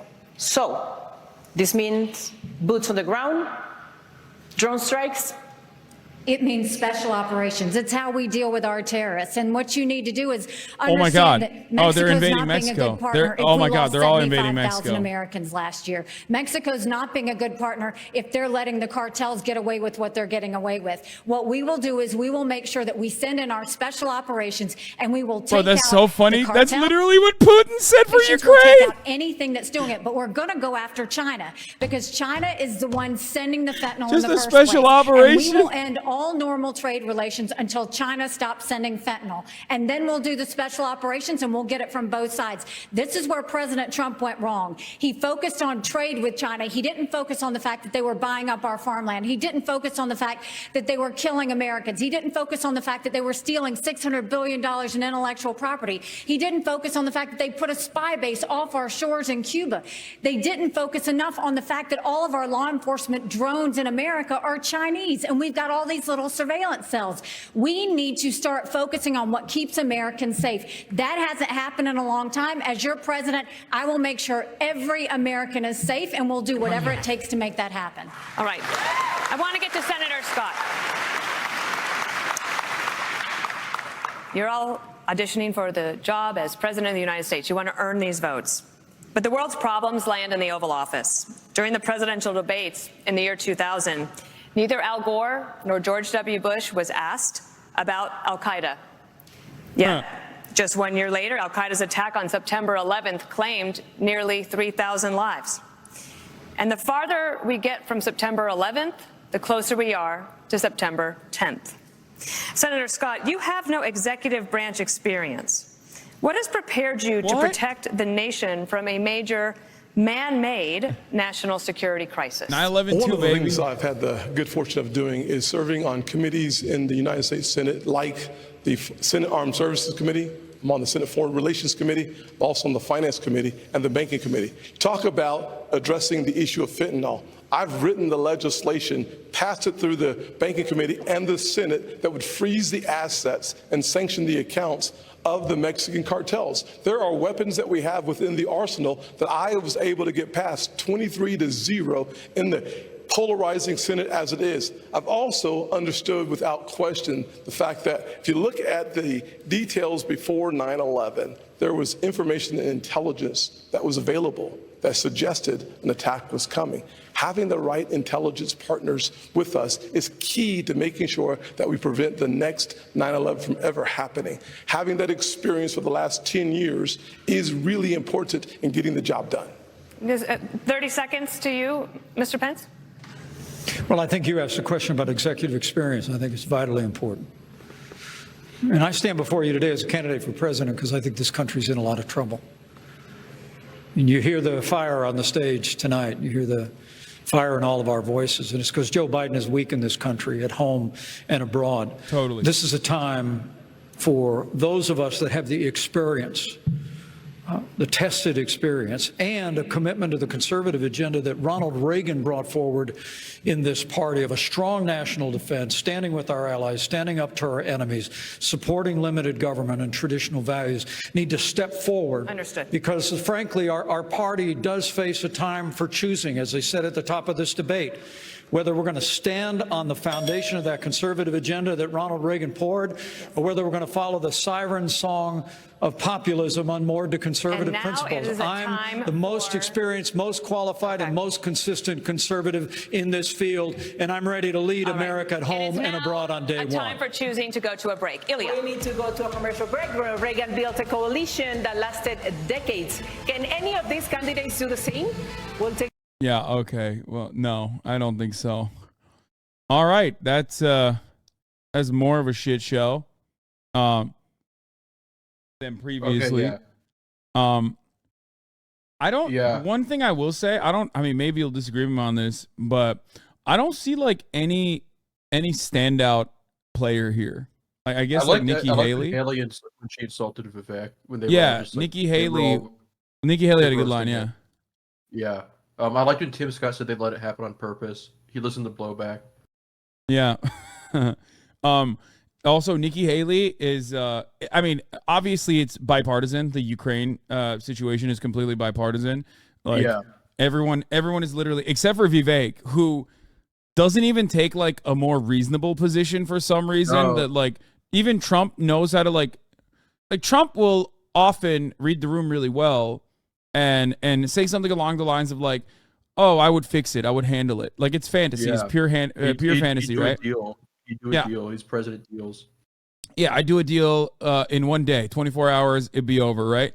But like going into they need like billions more in weapons and funding and whatnot is I don't think very popular in the Republican on the the Republican voter base, especially in the primaries. So no, it's not.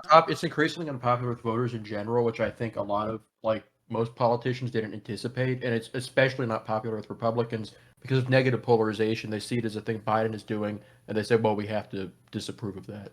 Yeah.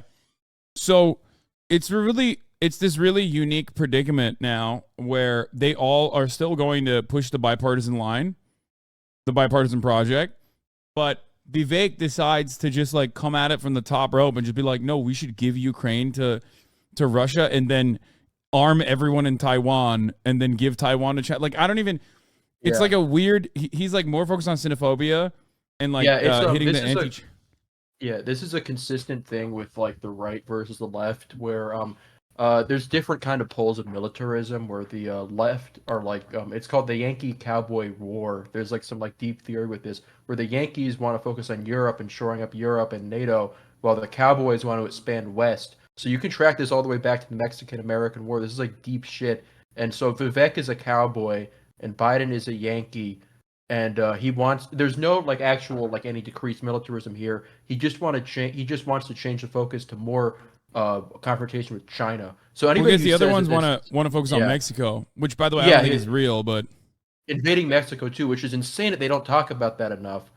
Nobody talks about it, they just want to fucking invade Mexico. Yeah, they keep saying special military operation, which is pretty funny because like Nikki Haley on the one hand will be like, Putin invaded Ukraine and it was so unjustifiable, it was totally fucked up, which he ironically also calls a special military project or a special like a specific small tiny military thing, And then she uses the exact same fucking terms to talk about invading Mexico, which is psychotic. Yeah.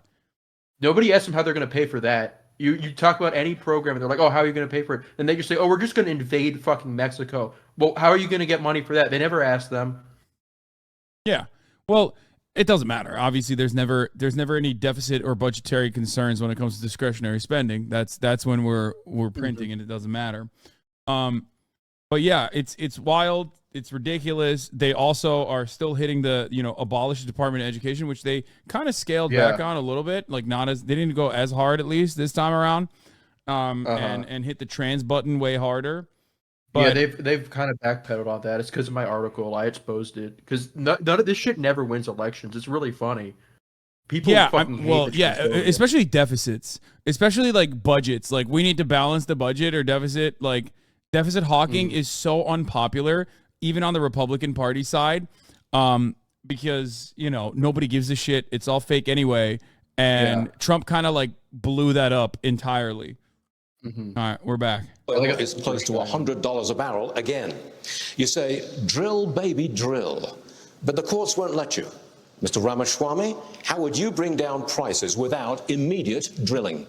Well, look, I think that we do have to run through the courts and get through that administrative state to make sure we're using the natural resources here at home. But here's the other thing that we can do that's easy. It would take forever, Mr. Ramaswamy. And it addresses the national debt as well as brings down prices.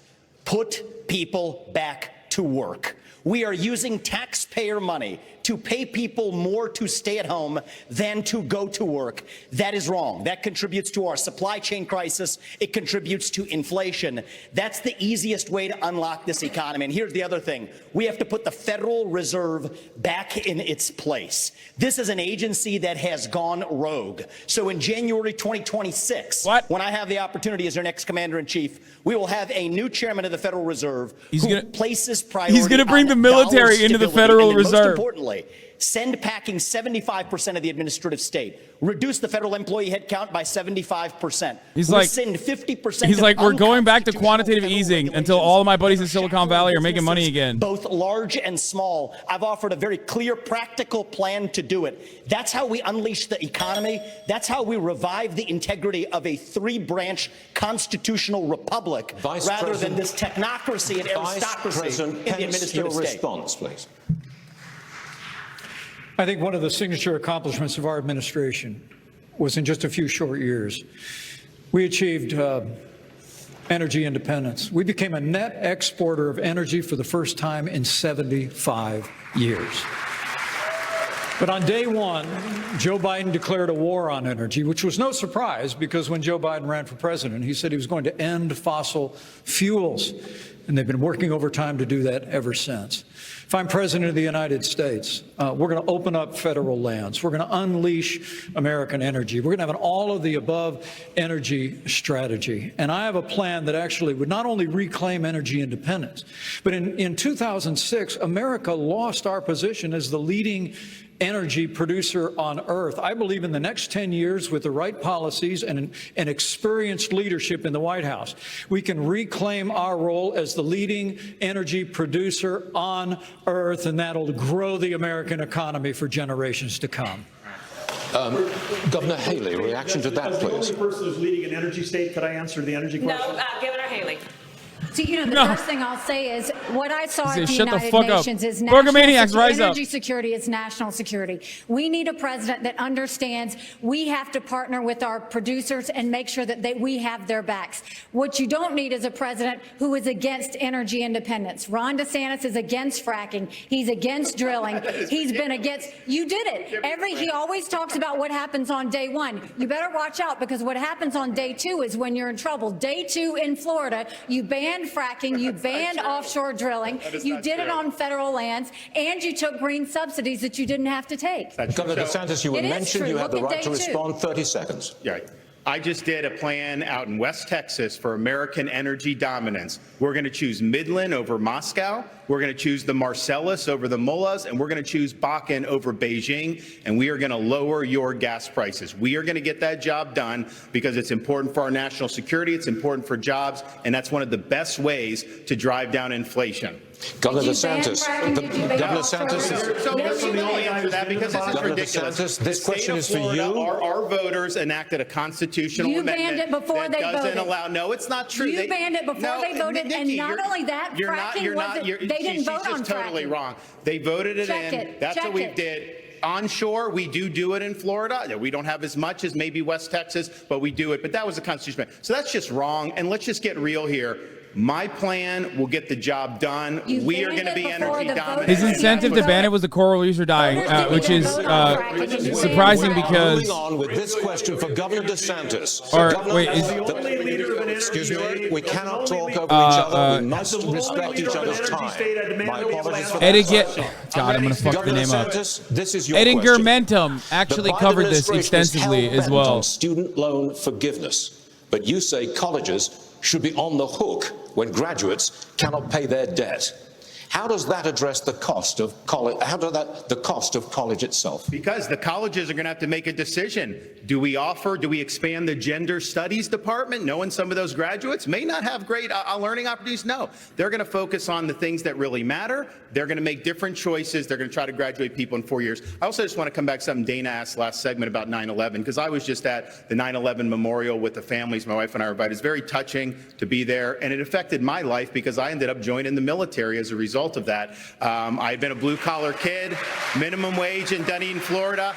I ended up getting through Yale and Harvard Law School and somehow came out more conservative than when I went in, and that is not easy to do. Had a lot of opportunities to make money, but I wanted to serve, and I'll never forget coming back on the plane from Iraq, landing in Coronado, California, North Island, and feeling that breeze off the Pacific Ocean. I love when he talks about it like he was a veteran who like toured and did combat. And I think being able to serve, and I'll be the first president elected since 1988 who's actually served overseas in a war, I think that's going to help me as commander-in-chief to know how you see these issues and understand that there are real lives at stake for people that wear the uniform. And we know that Governor Haley's husband is serving right now as well, and we thank him for that. Senator Scott, the national debt has nearly doubled in your time in office. The approval rate for Congress is at a mere 19%. If this were a business, you'd probably all be fired in Washington, but you're here tonight looking for a promotion. In 2013, Governor Haley hired you for the Senate. I'd like you to tell her why you should be promoted to CEO of the nation instead of her. Certainly. One of the things I'd say is if you look at our national debt of $33 trillion, I would love to have an opportunity to have this country pass a balanced budget amendment. That would constrain the spending in Washington. The fucking balanced budget, baby.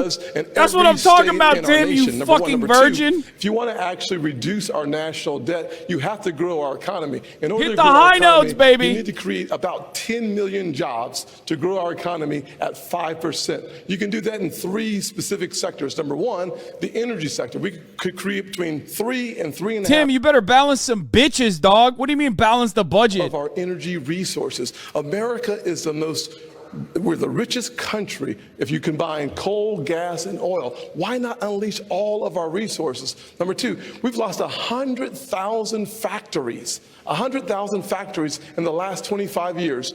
If we continued on my Made in America plan, we could bring jobs back to America in a similar fashion that we did when I wrote the tax How are we going to cuts pay for that, Tim, while balancing the budget? How are we going to pay for that? From 35% to 21%, reshored or repatriated $1.7 trillion.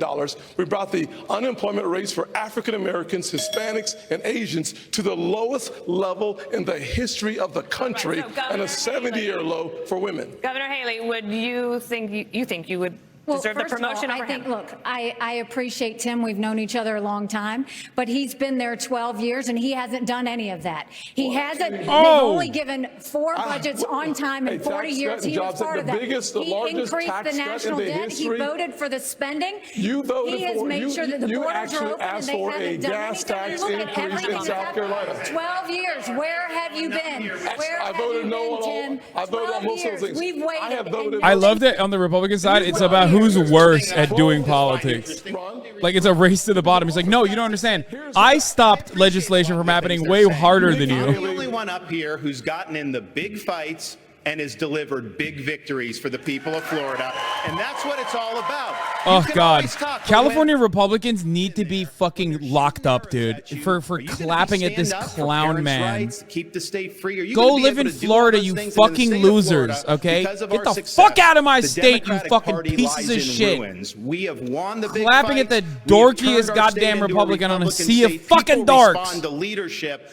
I've done it while others have talked about it. CEO, we actually have a CEO of the White House, which is what I think we need. If I may just briefly interject here, we need a zero-based budgeting. That's the way businesses are actually run. Start with zero as the baseline for the budget, and then see what's actually necessary. There isn't a blue state or a red state in this union that does it. The federal government doesn't do it. But successful companies, including the ones that I've built as a CEO, will do it. And I think we need a CEO in the White House to get that done. Governor Burgum runs a state that way. Yes, go ahead. You didn't ask he said, shut the fuck up, Vivek. Questions, you don't ask anything. But I'm just going to say right now, when you say nobody else has done it, he said zero budget. He's so crazy. We're already doing it in North Dakota.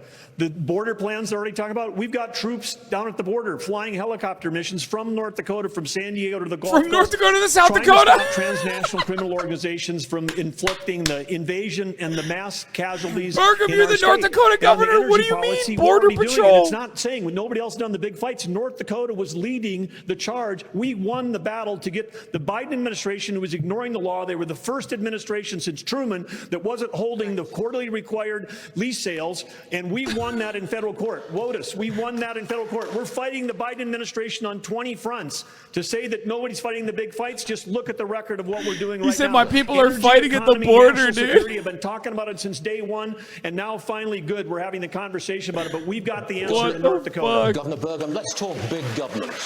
This question's for you. Big government keeps getting bigger.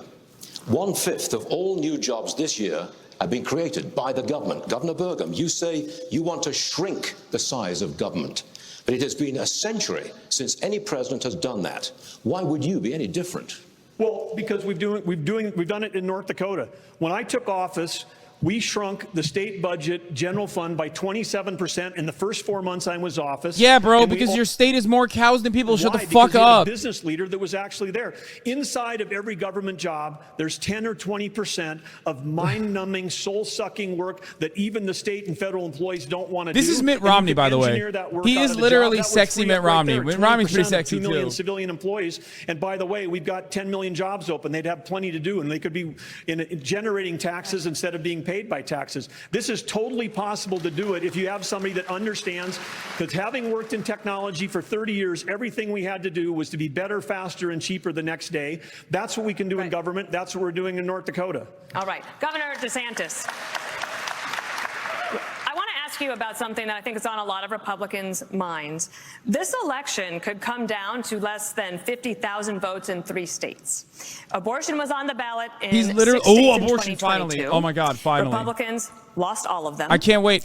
Next year, abortion will likely I can't wait for Mike Pence to be like, we should kill every person who's a prospective mom who might even think about getting an abortion. How are you going to win over independent, pro-choice voters? Mike Pence is about to be like, we should kill moms in general. We won the greatest Republican victory in a governor's race in the history of the state, over 1.5 million votes. We were winning places like Miami-Dade County, Palm Beach, that nobody thought was possible because we were leading with purpose and conviction. I reject this idea that pro-lifers are to blame for midterm defeats. I think there's other reasons for that.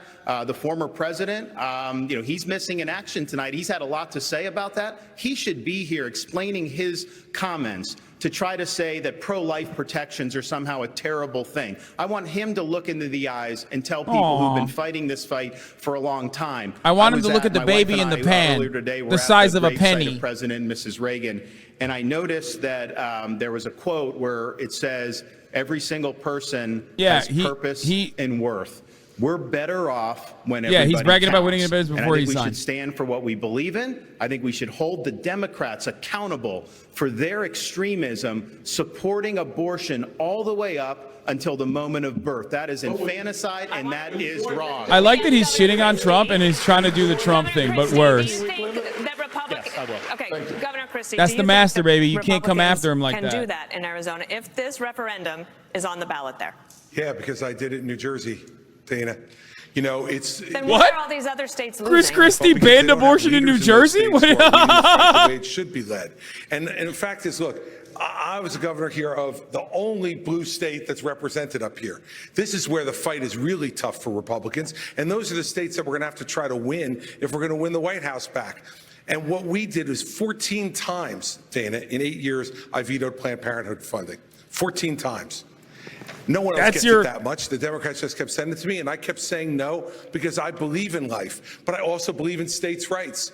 And I think we fought hard against Roe versus Wade for decades to say that states should make these decisions. So we're going to have those fights in the states. But what you need is a leader who can talk to people and make them understand that if you're pro-life, you have to be pro-life for the entire life, not just the 9 months in the womb. And we talked a lot about fentanyl. Bro, he's running for a Democratic primary. About treatment.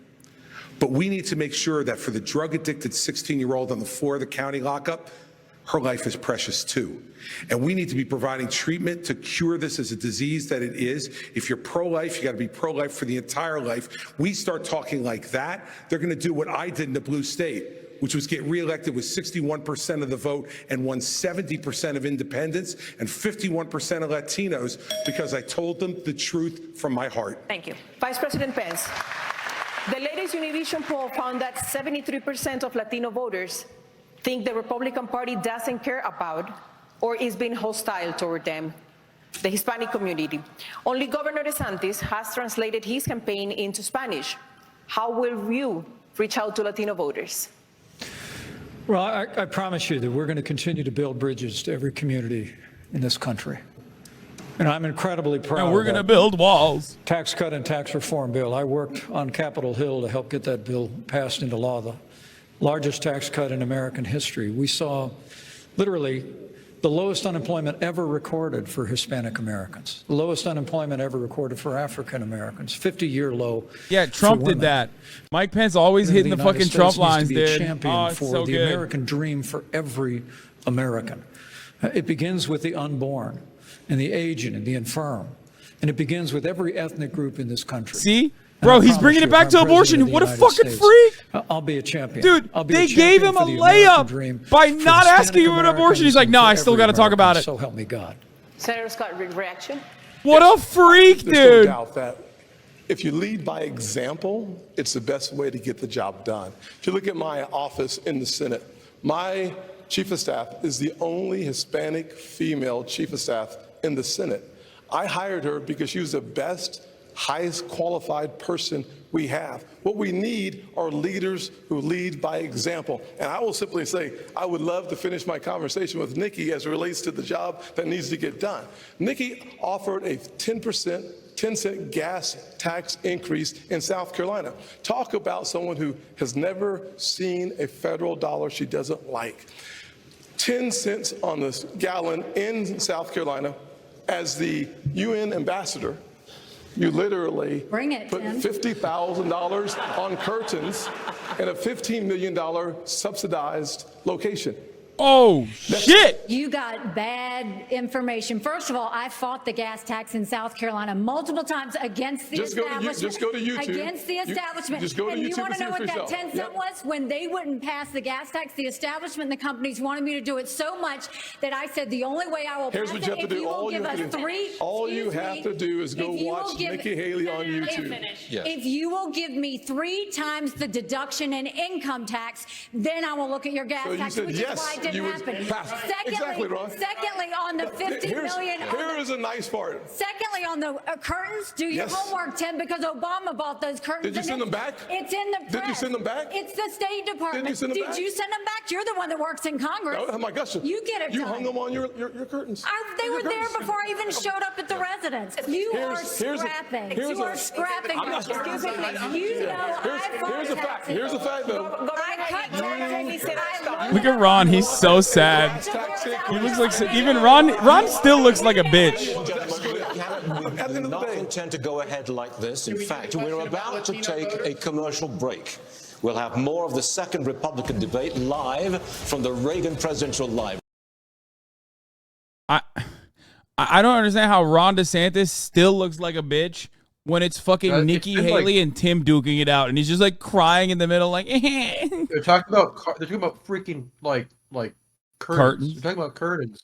It's insane. I don't even know what they're talking about. And this has gone. How long is this? Like 2.5 hours? Like, damn, this is like going on. I feel like the curtain stuff would be more like it would be a better attack line because like it's more personal. You know what I mean? If it was like something that was more known, you know what I mean? What's the curtains lore? I don't even know about that. I don't know either. That's what I'm saying. Like he introduced it like something that people should know, and like he's like Google it. It's like nah, man, that doesn't work that way. This is like hardcore shit. This is hardcore deep lore. This is like FromSoft. They have like item descriptions about the curtains. Yeah, but Vanity Fair wrote about it in 2018. The State Department spent $52,000 on curtains for Nikki Haley's residence. The school girl boss. So she deserved it. I'm glad I paid she's for a boss that. bitch, and should win. She's doing the graper face in the picture. Yeah, I mean, yeah, Nikki Haley is the only standout here overall out of anybody that we've seen. Chris Christie, you and I were talking about it in the Discord, but like Chris Christie, I've been making jokes about how he's like running for the Democratic primary, and I don't know what the fuck he's doing. Like, why he only goes on CNN, he only goes on MSNBC. He literally, it's almost profound. I think he just feels bad for like sucking up to Trump for so long. I made a tier list of all of the Republican presidential candidates. That's like on my newsletter if you guys are interested in that. And when I got to him, I legitimately couldn't rank him. I had to create an unranked, like untiered hell. Yeah, that's the picture I used for him. And I have like captions for that. That was a real thing Trump said. But I couldn't like even find a thing for him. But that's what he looks like. He is so unpopular. Like he's the most hated man in New Jersey. He is. Wait, he's literally the most. He has the lowest approval ratings out of any of the people running in the Democratic primary in every state, right? Yeah, he's the most hated politician in the country. He had a 15% approval rating when he left office. It just doesn't make any fucking. It doesn't make any sense because like he also doesn't seem to be like running for the Republican primary. I don't know why. He looks miserable. Yeah. Yeah, I said Democratic primary again. Sorry, Chad. Oh, so, I mean, Ramaswamy shut the fuck up a little bit on this one. I feel like Mike Pence is a bloodthirsty, psychopathic vampire who literally got a layup because, like, when they started talking about abortion, I was like, this is the trickiest, obviously, this is the trickiest point of contention. Even Trump can't triangulate around this, like, well enough where he goes, oh, I just wanted to start a conversation, which is, like, the biggest pussy shit you could fucking say because like on the one hand he wants to take credit for it, but on the other hand he knows that like everyone hates him for it, you know what I mean? Like 70% of the country is like fuck this shit, and it's going to be the winning issue for the Democratic Party unless they like somehow magically fuck it up. I don't know how. Well, they kind of are with Biden because everybody fucking hates him. Yeah, that's like the one which is really annoying that I've kind of been stuck on. They would like win, like if you look at like the elections that have been happening like over like the past year, Democrats are winning those elections that don't have Joe Biden in them by like Reagan like landslide levels. Like they're currently performing at a level where they'd win like by 14 points nationally.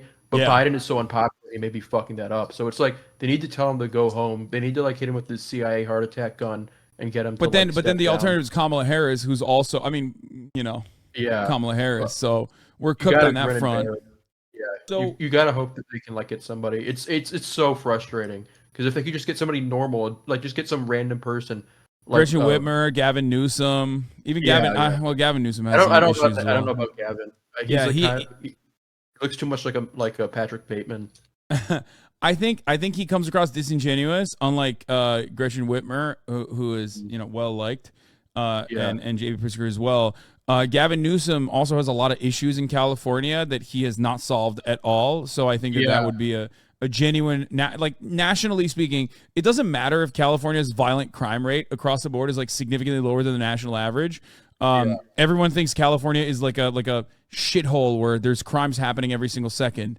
And also there's too many homeless people. So he's never going to be able to.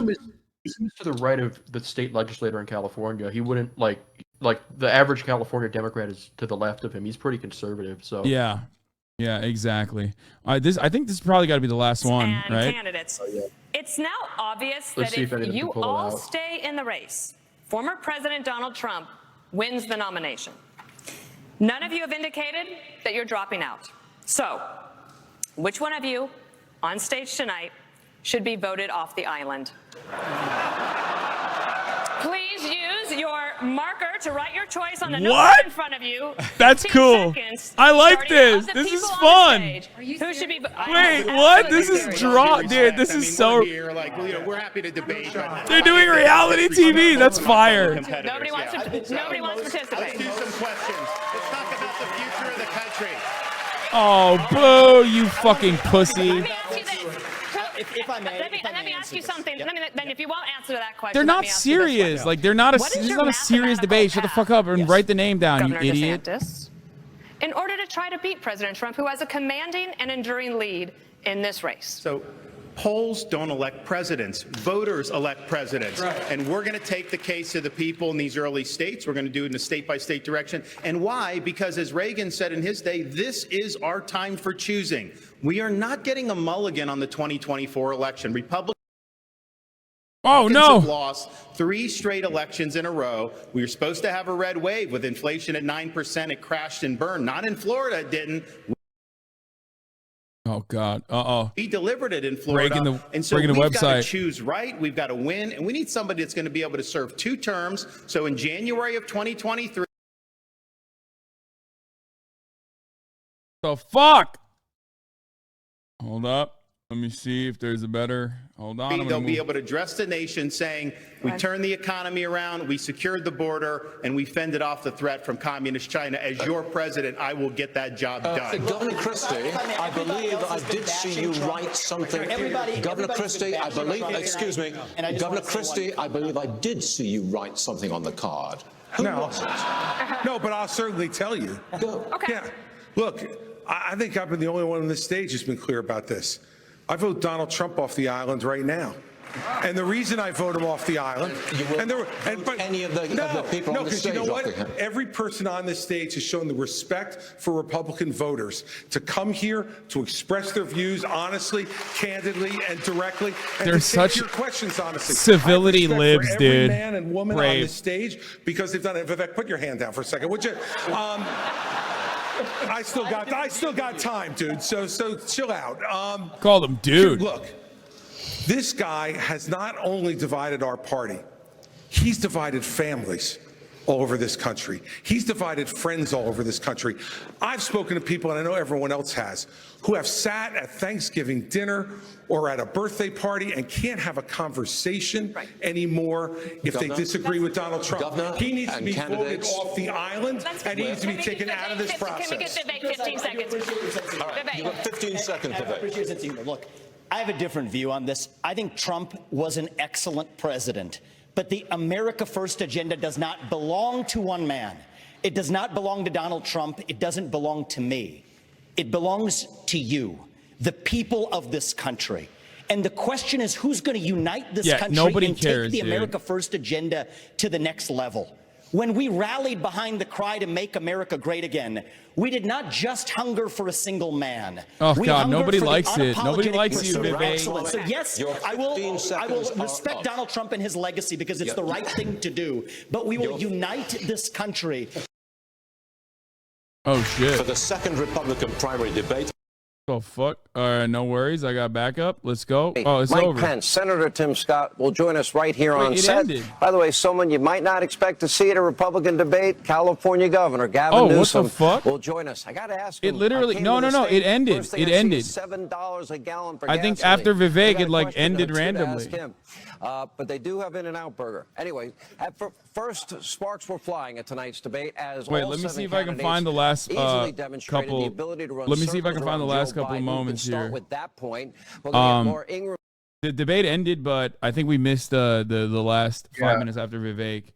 No, it wasn't 5 minutes. It ended right after him. I was checking my feed. He just said like the thing about America first, belonging to everybody, and then it ended. So we didn't really miss anything. Oh, okay. All right. Oh, yeah. It ended at exactly 8. Okay. So, overall, we were talking about Mike Pence and how he's like a psychotic right-wing freak. Yeah. That like really old-fashioned style, like type of. You don't see like those guys around anymore. Yeah, which is odd because it's like they gave him a bit of a layup with the whole like, what would you do about the Latino voters or whatever, right? Like they switched off with the abortion topic, and he was like, "Nah, dog, I'm still gonna talk about abortion." Actually, like, which was insane. He believes in God, like, for real. He like is pushing a national abortion ban. He's not fucking around with it. Yeah, he's I think it's because he's a convert. Like he's he's a born again. So it's like the scariest motherfuckers. Republican. He used to be a Democrat. He like volunteered for Jimmy Carter. So yeah. fake. So he's actually out of his fucking mind. But yeah, as far as the abortion messaging goes, it's the most important issue, as we were talking.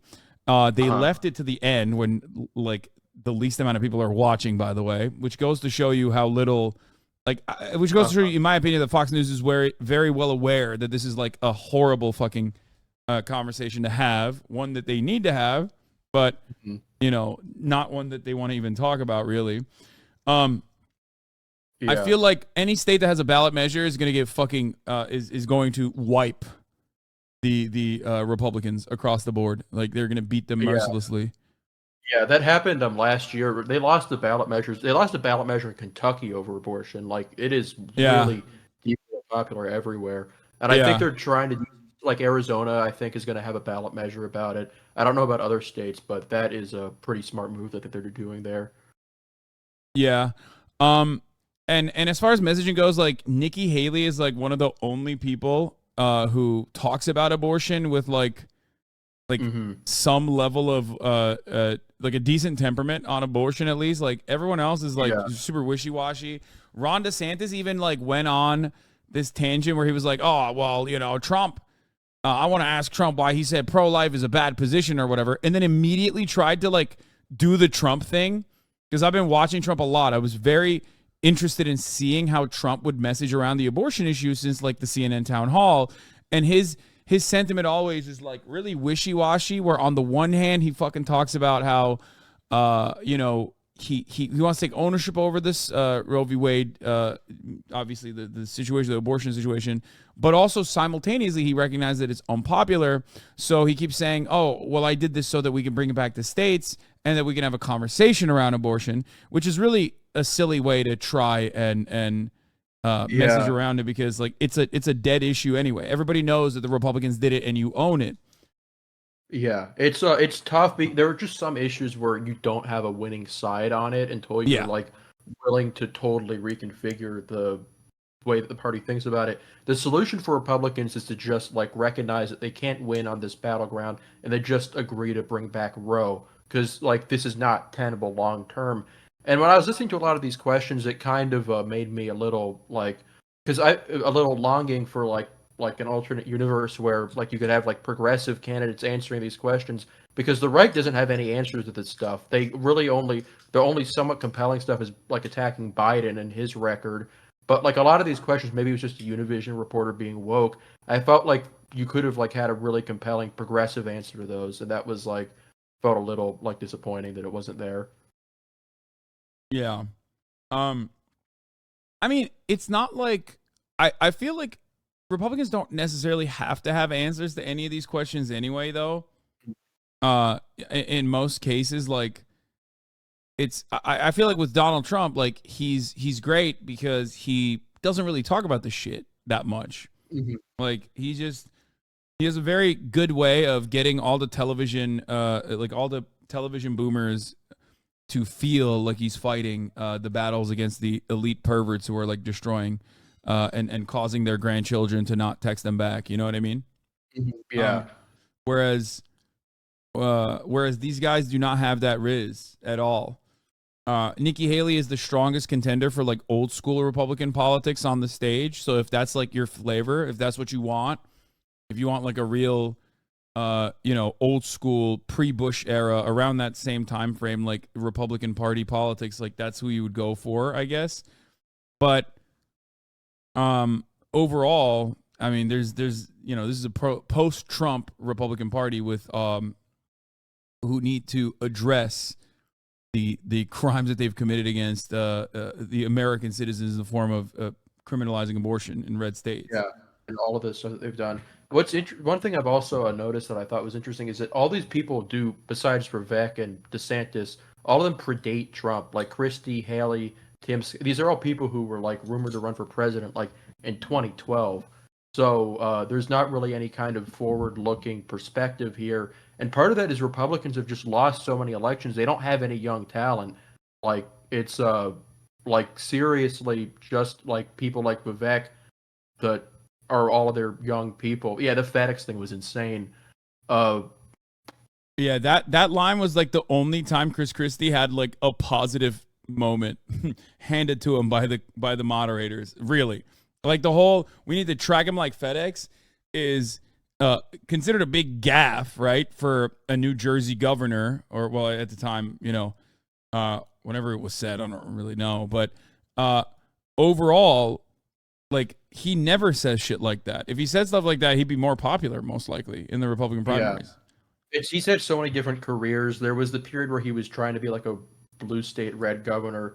There was the period where he was trying to appeal to Republicans nationally. Then there was where he was like, he's just a total flip-flopper, which is why everybody hates him. He's the one unifying figure left in the country because everybody just thinks that he's terrible. Yeah. Especially when it's officially big boy season, and like being a big boy, in my opinion, yields positive results across the board. And, it doesn't matter which party you're a part of. Chris Christie's the one guy who is not winning the big boy season lottery.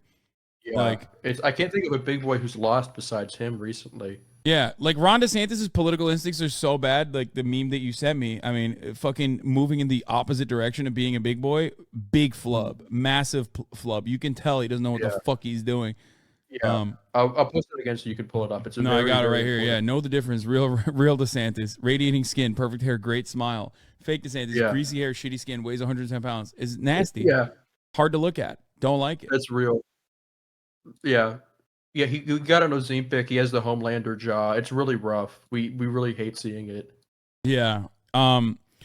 So overall, I mean, it always feels silly talking about it. Like I do a tier list after the end of the debates. It feels unproductive even to do it after this one because like this was so bad. I feel like they're gonna cancel the rest of the debates unless Trump participates in them. Tier lists are good. Yeah, I think Trump. I think looked far more serious here. His presence was very notable, so that's an easy thing to put him up there to say that he just won that. Yeah, Asa isn't even there anymore. It was so sad. Yeah, I mean, I'm conflicted on that because like on the one hand, I think it's funny to even have him on there. But on the other hand, he's very hard to look at. Like he just straight up looks like a more lizard version of Mike Pence.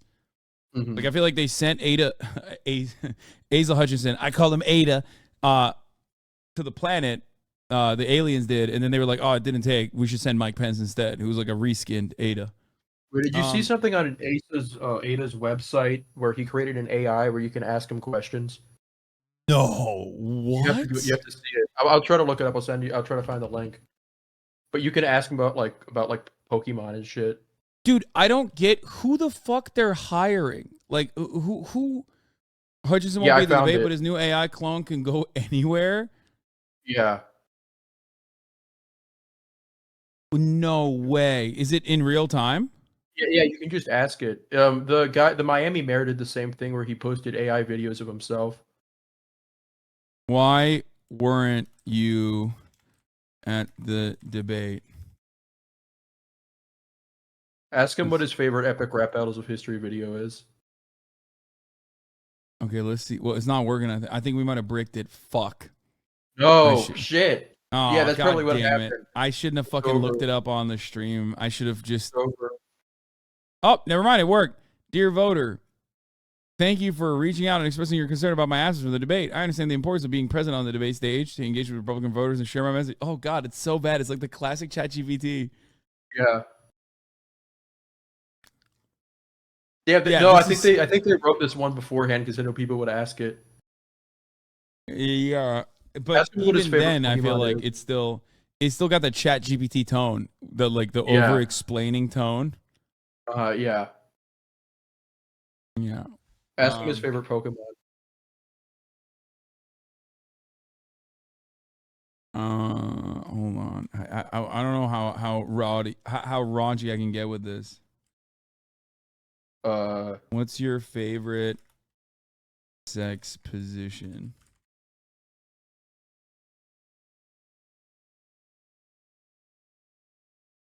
Let's see. If he's using actual AI and has a key link, it's super duper expensive to do this. If it got spammed, it would cost tens of thousands of dollars. Let's go. Let's bankrupt him. Yeah, that'd be pretty funny. Let's drive him to bankruptcy. He's not responding. If he says missionary, I'm voting for him illegally. Yeah. I'm writing him in. Yeah, for president. Oh, come on. It's bricked. It's bricked. Okay. Really stupid thing that they're doing. I don't understand like how they like there's no better job to be in than I guess like a politician's aide. You know what I mean? Or like someone working for a campaign in America. Like you just like be a gigantic fucking failure and they're like, it's fine. You know? Yeah, and they're all 80 years old, so they're just listening to whatever you say. Yeah, it's so sad. I appreciate your query, but I focus primarily on discussions related to my political stances. How can I assist you in that regard? You know what he said? He's never had sex. He's a virgin. Yeah. So we got the debate runtime or the tracker on who spoke the most. Vivek Ramaswamy at 12 minutes and 30 seconds. Ron DeSantis at 12 minutes and 8 seconds, which always is interesting because like Ron, I feel like tries to speak not that much, but they do keep asking him questions. Yeah, he's very low profile in both of these debates. Yeah, even though he does get a lot of runtime. Tim Scott with 11 minutes and 21 seconds. Jesus Christ. Chris Christie at 10 minutes and 27. Deep State took Doug out. Yeah, Doug Burgum only got 7 minutes, which is criminal, okay? My man was told to shut the fuck up. Like, it was crazy. Mike Pence had 9 minutes. Nikki Haley had 10 minutes. I would say, like, most beats per minute spoken, Nikki Haley is, like, she's ripped them. She definitely came out on top. She had that, like, that kind of dynamic that Amy Klobuchar and Pete Buttigieg had where, like, she just hated him.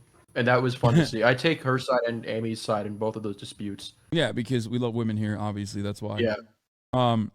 And National Post showed Trump's lead in the GOP primary undiminished ahead of the second debate. Trump was, of course, at 58%.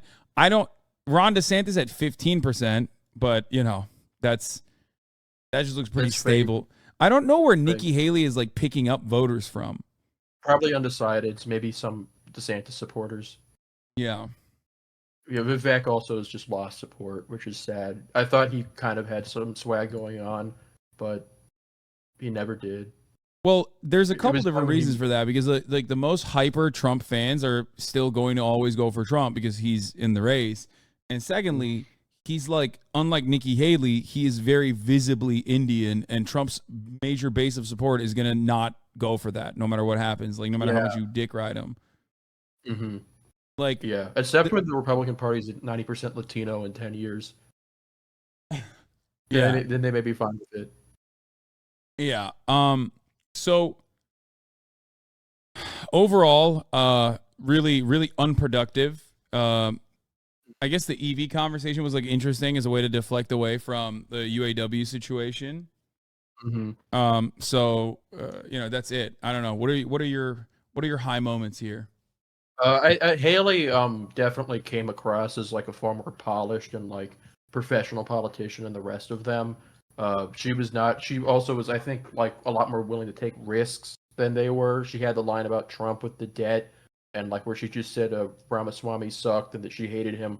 And those, she like stood out there. Like those were definitely memorable moments. But I do think she's trying to play to win too much, where she's like outright kind of alienating Trump in a lot of ways, like especially like going against his record. So I don't really know what angle she's playing. It's like she's like has the right form, but not really like a really discernible like end goal. But the rest of them, it's just kind of a waste of time. DeSantis needs to be dominating this. He's obviously not. He was like getting talked over about curtains. It's just brutal. I don't know if he's gonna like win a primary or make it to a primary. It's just sad. Yeah. I don't know. I don't know what the purpose of this even is at this point. It just like, without Donald Trump, I don't even think that there's going to be enough eyeballs on the process. Yeah. I just don't think that like, and him actually doing something which surprisingly was not televised on Fox News leading up to the debate, which was interesting because he did it an hour right before the debate. I thought that, that would at least like draw a little bit of a crowd in for the debate, but Fox didn't even take the bait. Like, they just did not even have him on there. But overall, I'm just unimpressed. I'm unimpressed with the talent here on the Republican I field. think Vivek is the only guy who's definitively lost the past two debates, because Vivek had a shot, I think, of like really kind of like taking a strong second place and making himself like a real player in Trump world, but he's like kind of far away from that now, which is, you can really just, that was a personal failure on his part. Also, it was fun. Trump begged Sean Fain to endorse him. Yeah. Oh, during the thing that he did in Michigan. Yeah. So there were some people who had Union Members for Trump signs on that they had printed out, of course. And apparently someone there, Craig Mauger, asked people, he said, "It's unclear how many auto workers attended Trump's speech. A person in the crowd with a Union Members for Trump sign acknowledged she wasn't a union member. A person with an auto workers for Trump sign said she wasn't an auto worker." They went to, they went and got guys from Central Casting. Like, there's no, like, they probably got a collection of like small business owners to pack that room. Yeah, they do stuff like that all the time, like those pictures where it's a bunch of white people with black voters for Trump shirts. Yeah. So doubtful that there were any like real UAW workers there. Not to say that there aren't any UAW rank and filers who would actually vote for Trump. I'm certain that there are. It's, usually swings in favor of the Democratic Party, but depending on which union you're looking at, there are certainly union rank and file members that will go and vote for Donald Trump and have voted for Donald Trump and might even do it again. But I think that at a time when they are picketing, at a time when they're striking, the leadership will be a lot more communicative with the rest of the rank and file, the rest of the union, and most people will know not to attend a thing like that. And it seems like they were trying to pick up like former UAW members as best as they could, like to make it seem like they were there, to make it seem like there was a genuine auto workers there, but it's usually going to be like non-union workers in general. Yeah, if he actually had like organic support among the type of people who are picketing, he would have gone to the picket line, and he didn't because he knew that he'd get punched in the face like Steven Crowder did. Yeah, there's no shot. Like, I mean, there's no shot. Sean Fain doesn't like him, but also, a lot of those guys that are on the line they're not going to be too fond of him. He would get booed. It's too uncontrolled of an environment for him to be comfortable with that. Overall, he had a decent speech though, and my metric for like whether I like a Trump speech or not is one, how much I laugh at it, but also two, how much it pisses me off because he's just like straight up fucking saying the most annoying wrong things, and how much the crowd celebrates it as though he's like preaching God's honest truth, and it definitely pissed me off a lot watching people fucking clap like a bunch of seals every time he was like, making it seem like he was on the side of auto manufacturers, he's on the side of the manufacturers. He's not on the side of the workers. Yeah, no, sorry, not the side of the unions, exactly. So overall, yeah, I saw the Chris Christie face. She was so bad. Oh God, just so bad. No riz whatsoever from Chris. Yeah. I was proud of that captain. I asked people when I went on what I should ask you, and people said that I should correct the record. You roasted my ass when I posted the Trump mugshot. I did. You said that was fake, and it was actually real the whole time. One, I said that, and two, everyone kept claiming that you were the first to post it when it was actually that fucking NASCAR. It was that fucking random NASCAR guy. Yeah, that's true. I just found it searching randomly, and it was fun, but like I wasn't the first guy. But I was also yelling at my chatters who kept posting the NASCAR guy, and I had like a long tangent about like why the fuck was some NASCAR account with 35 followers have the actual information, like stop falling for fake news. I was wrong on that for sure. That's the deep state. I was right, however, on the fact that I knew he was going to hit the grizzly, blue steel face. Yeah, that was a little side bet that we had. People also wanted me to ask, what's your favorite epic rap battles of history video? Don't have one. I don't. No, not even Darth Vader versus Hitler. Oh yeah, that one. I guess that one. I don't know. I can't. Like, I've watched Epic Rap Battles of History before. I don't know. I feel like I have zero favorites out of that. Not even Obama versus Romney. Dude, woke culture has come for Epic Rap Battles of History. You can't do, bars with Hitler anymore. You know what I'm saying? I know. Yeah, I think they're not think that now. It's really funny. Obama versus Romney is like such a classic. I have that like memorized. You need to. I'll send it to you. You need to watch it. Is this some Zoomer? Is this Zoomer culture shit? Like Zoomers grew up with Epic Rap Battles of History? Absolutely, yeah. I'm the Zoomer correspondent. The chat will know. Yeah, good to know. This is what Zoomers grew up with. The iPad generation.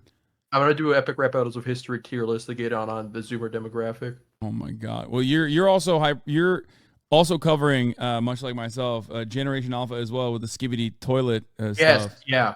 People wanted to ask, what's your favorite part of what's your favorite like Skibidi toilet arc that's happened recently? I found out that he did like a George Floyd recreation. The Skibidi toilet guy. Apparently, he's from Georgia. He doesn't understand. He's never seen a black person. Yeah, I thought he was woke. No, but it turns out he's I think he's like pro Russia too. If I'm not mistaken. No, it's okay. You have to separate the art from the artist. Yeah, he's like a pro Russia Georgian. I don't know how that works. Yeah. No, he's not Georgian. He's not Georgian. He's No, he is Georgian. Is he? I've heard that. No, I don't think he's Georgian. I think he's something else. But I don't know. He's a great artist. I really respect his work. Maybe no, we're not talking about Georgia the state, guys. No, we're talking about Georgia the country. Context clues. Like, he said he hasn't seen a black person. He's from Georgia. Do you think do you think it means Georgia the state, chat, or do you think it means Georgia the country? Yeah, he's like Stalin. Yeah. Oh yeah, true. the OG Georgian. So okay, came out looking better than before. No change from before. Came out looking worse than before. And then Asa Hutchinson was my tier. For like, I put him in a separate tier because he was just abysmal last time, which So I think a Haley probably looked better. Whatever kind of thing she's trying to do, I'd probably put her up there. Yeah, no change from before. I'm afraid I'm gonna put Doug Burgum in this category. Yeah, he's a sleeper. Whopping 7 minutes. Like, I feel like his approval rating is not going to go down, I guess, like whatever marginal approval rating he has, but he's not winning anybody in that crowd either. Yeah, I think Vivek came out looking worse than before. He had to admit he was annoying. Yeah, there was that. I would say Ron DeSantis actually no change from before as well. I don't think he came out looking particularly worse, but he certainly did not look better either. Even though he did get a lot of claps, nothing more disgusting to me than freaks who live in California who fantasize about living in Florida. It's the most disgusting type of person, in my opinion, who just just move there. Just go. You freak. I hate that. They were like, they haven't won in 20 years. They haven't won since Arnold Schwarzenegger. Yeah, they are like the most annoying type of reaction. People like, there's 4 million of you. Go fucking live somewhere where your vote matters. Okay. Yeah, it's not gonna be here. It's been over for 30 years. You need to get over it. Chris Christie came out looking worse than before, I guess. I mean, I'm gonna put him in the Asa Hutchinson category at this point. Yeah.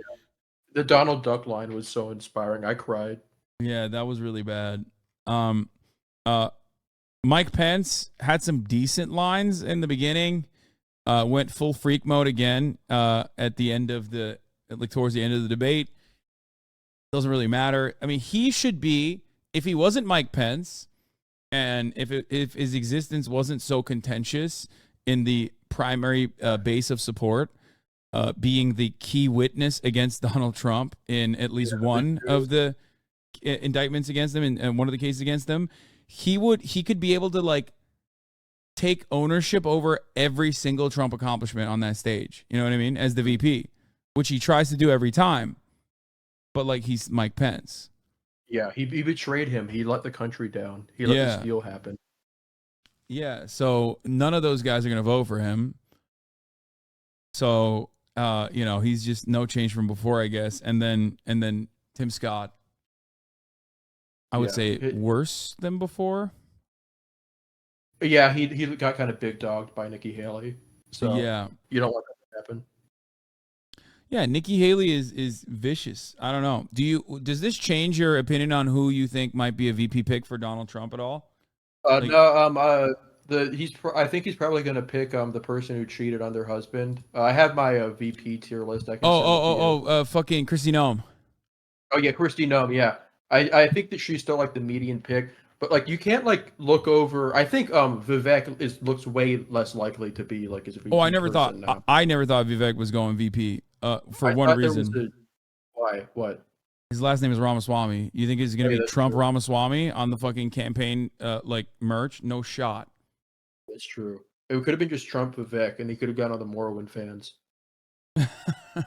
Yeah, no, I thought I always felt like Vivek was maybe because he had high aspirations and thought that he could get like a VP selection, which I never thought was going to happen for him. And like maybe they'd give him like a lower cabinet position potentially, but I feel like there's way better. That I think if Trump wins, he's going to get the ambassador against wokeness thing. Yeah, maybe. But who knows? Do you think Haley has a shot at VP, or does she throw daggers at Trump too much? She makes a lot of sense on paper, but yeah, I think if she was a bit more deferential to Trump, she could set herself up well. But she's trying to run a real campaign here, which just isn't working because it just pisses Trump off. It pisses the voters off. It's not gonna work. I mean, I think she'd be a pretty decent pick. I think that she kind of has tried to both sides the Republican Party a bit too much, and she might just give everybody a reason to dislike her. But she'd be better than Marjorie Taylor Greene or Kristi Noem or Carrie Lake or whoever else. I do not think people say that Trump is going to pick Carrie Lake are wrong. No, I think Trump reads the room way too much. Yeah, sure, he loves sycophants, but he understands the balance that you need. And Carrie Lake is a fucking loser. And while she's attractive, by that I mean literally physically and relatively telegenic, she's too much of a psychopath. I think that she's too much of a psycho for Trump to put her on the ballot like that. I don't think. Yeah. She's too much of a loser. Tucker is also too much of a loser now to be considered. He got fired. He's a bum. That's not happening. Yeah, but he did apparently say he doesn't see any VP contenders in the group of Republicans currently debating. Yeah, no, this guy's wrong. And also, somebody said fuck Kim Reynolds. That is a deep cut. I have her in C tier in my list, where the highest I have there is actually B tier. I don't think, except for I have Mike Flynn in Q tier, which is the highest tier of all of them. But of the people they could pick, I think the one that would actually be kind of smart might be Lee Zeldin, if you know about him. Do you think so? Yeah, because he ran as a moderate on abortion in New York. But he's also, he's not a winner. No, he by the standards of New York, he only lost by 6, which was he basically won Republicans the House with how well he did. So he was a member of Congress. If he ran in any other state, he would have won. It was just that New York is so Democratic that even him performing very strongly wasn't going to be enough. Yeah, I know that Zeldin is boring, but he has decent. Yeah, somebody says he almost became governor of New York, and part of that was Hochul being awful, but he played a part in that too. He also had a really funny moment where he did a false flag attack against himself, where he got some guy to pretend to stab him, and that showed. Yeah, that showed some winning energy. That was him. That was him. Yeah. Oh shit. Yeah, he's got that third world politics kind of stuff going on. He'd do really good in Pakistan. That's straight up some Jair Bolsonaro shit right there. I know, exactly. Yeah. Yeah, attacked at a campaign event. I remember that now. I totally forgot about that. Got on stage and Zeldin was giving a speech and attacked him with a pointed plastic keychain. Yeah, to be used for self-defense. The fakest shit of all time. He also said people shot into his house. He was just constantly under fire, supposedly. That's kind of crazy. Yeah, but those are the instincts, I think. That's why I think he's the best. But that's why he thinks crime is out of control in New York, because everyone's always attacking him. Yeah, exactly. He's constantly. You guys don't see this? Yeah, he's living the John Wick in real life. It's like people are constantly shooting in my direction. Yeah, they're trying to stab me and shit. Yeah, yeah, and that makes people sense. resonate. Every New Yorker is constantly being attacked because they deserve it. Yeah. I like the after being indicted, his attacker said he had been drinking on the day of the attack and did not know who Zeldin was. He just hated him. He's like, this guy sucks. Yeah. Guess I don't like him. I'm gonna get rid of him. Yeah. So okay. I mean, So overall looking terrible for the Republican Party. At the end of this campaign cycle, there's gonna be like 11 people voting. Yeah. Really bad, really dire circumstance for the Republican Party, and then also on the other side, really bad for the Democratic Party as well. Yeah, because they're shackled to the oldest man in history. They're shackled to a trillion-year-old man. Yeah. And the most important election of our lives, of course, as always, which is why we had to get like a carcass in office. Yeah. When at least like the deck had more players, you know? Yeah, they're like the Democratic bench is far more full of talent than the Republicans is, which is why it's annoying. Like the Biden, and I'm saying this is the guy who invented the Dark Brandon meme. Like that meme was making fun of him. The fact that they like took that as something that made him look really cool has always been a very scary sign to me, because it's like, you guys can't come up with anything better than that. I don't even like the guy. Like, come on. I mean, it works. It's like we loved it. I mean, I think we saw originally in this community. I saw like the Chinese. There was like Chinese memes about it because he was like saying some xenophobic shit or something. But it's just like someone in the chat said, "Yo, I made the Dark Brandon subreddit." Yeah, there's a lot of Dark Brandon enjoyers, but overall, I think that I mean his administration. Oh my god, it's 75,000 readers. Yeah, dude. Holy shit. There's a lot of activity going on in the Dark Brandon verse, but I think like the NLRB is doing great things. I think that him coming out and like speaking at the picket line is pretty historic. Is like decent. Like he's doing all right. It's just like he's so fucking old that like I don't think he can genuinely prove to the American population that like it's him running the show. Or that he's old enough to even serve now. The thing that gets me, imagine him being like, if he wins a second term, he'll be in the White House in 2029. Yeah. And it's frustrating, it's annoying because like he actually is doing a lot of stuff people have waited for a while. Like he's explicitly breaking from like neoliberalism. He spent a ton of money. Like has all this messaging that you would really like to see. He's just the wrong messenger for it, and that's what's really annoying. Yeah, 100%. I think that like it's weird because he's running a campaign right now. Like, well, there's definitely a lot of elements that I don't like. You know, the dropping the ball on student loan debt relief, which maybe will come back. I don't fucking know what's going on there.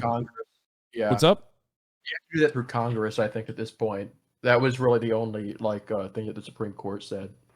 Yeah, it's just that part I don't appreciate. I think he could have he could have actively campaigned on that more, like, utilize the bully pulpit more for that as well, and just said fuck the Supreme Court. I don't know, just like create a constitutional crisis in the direction for once of the American population rather than what the Republicans do all the time, which is do it for their small but like very vocal base of support in either direction. Like they'll do it for like evangelicals or whatever.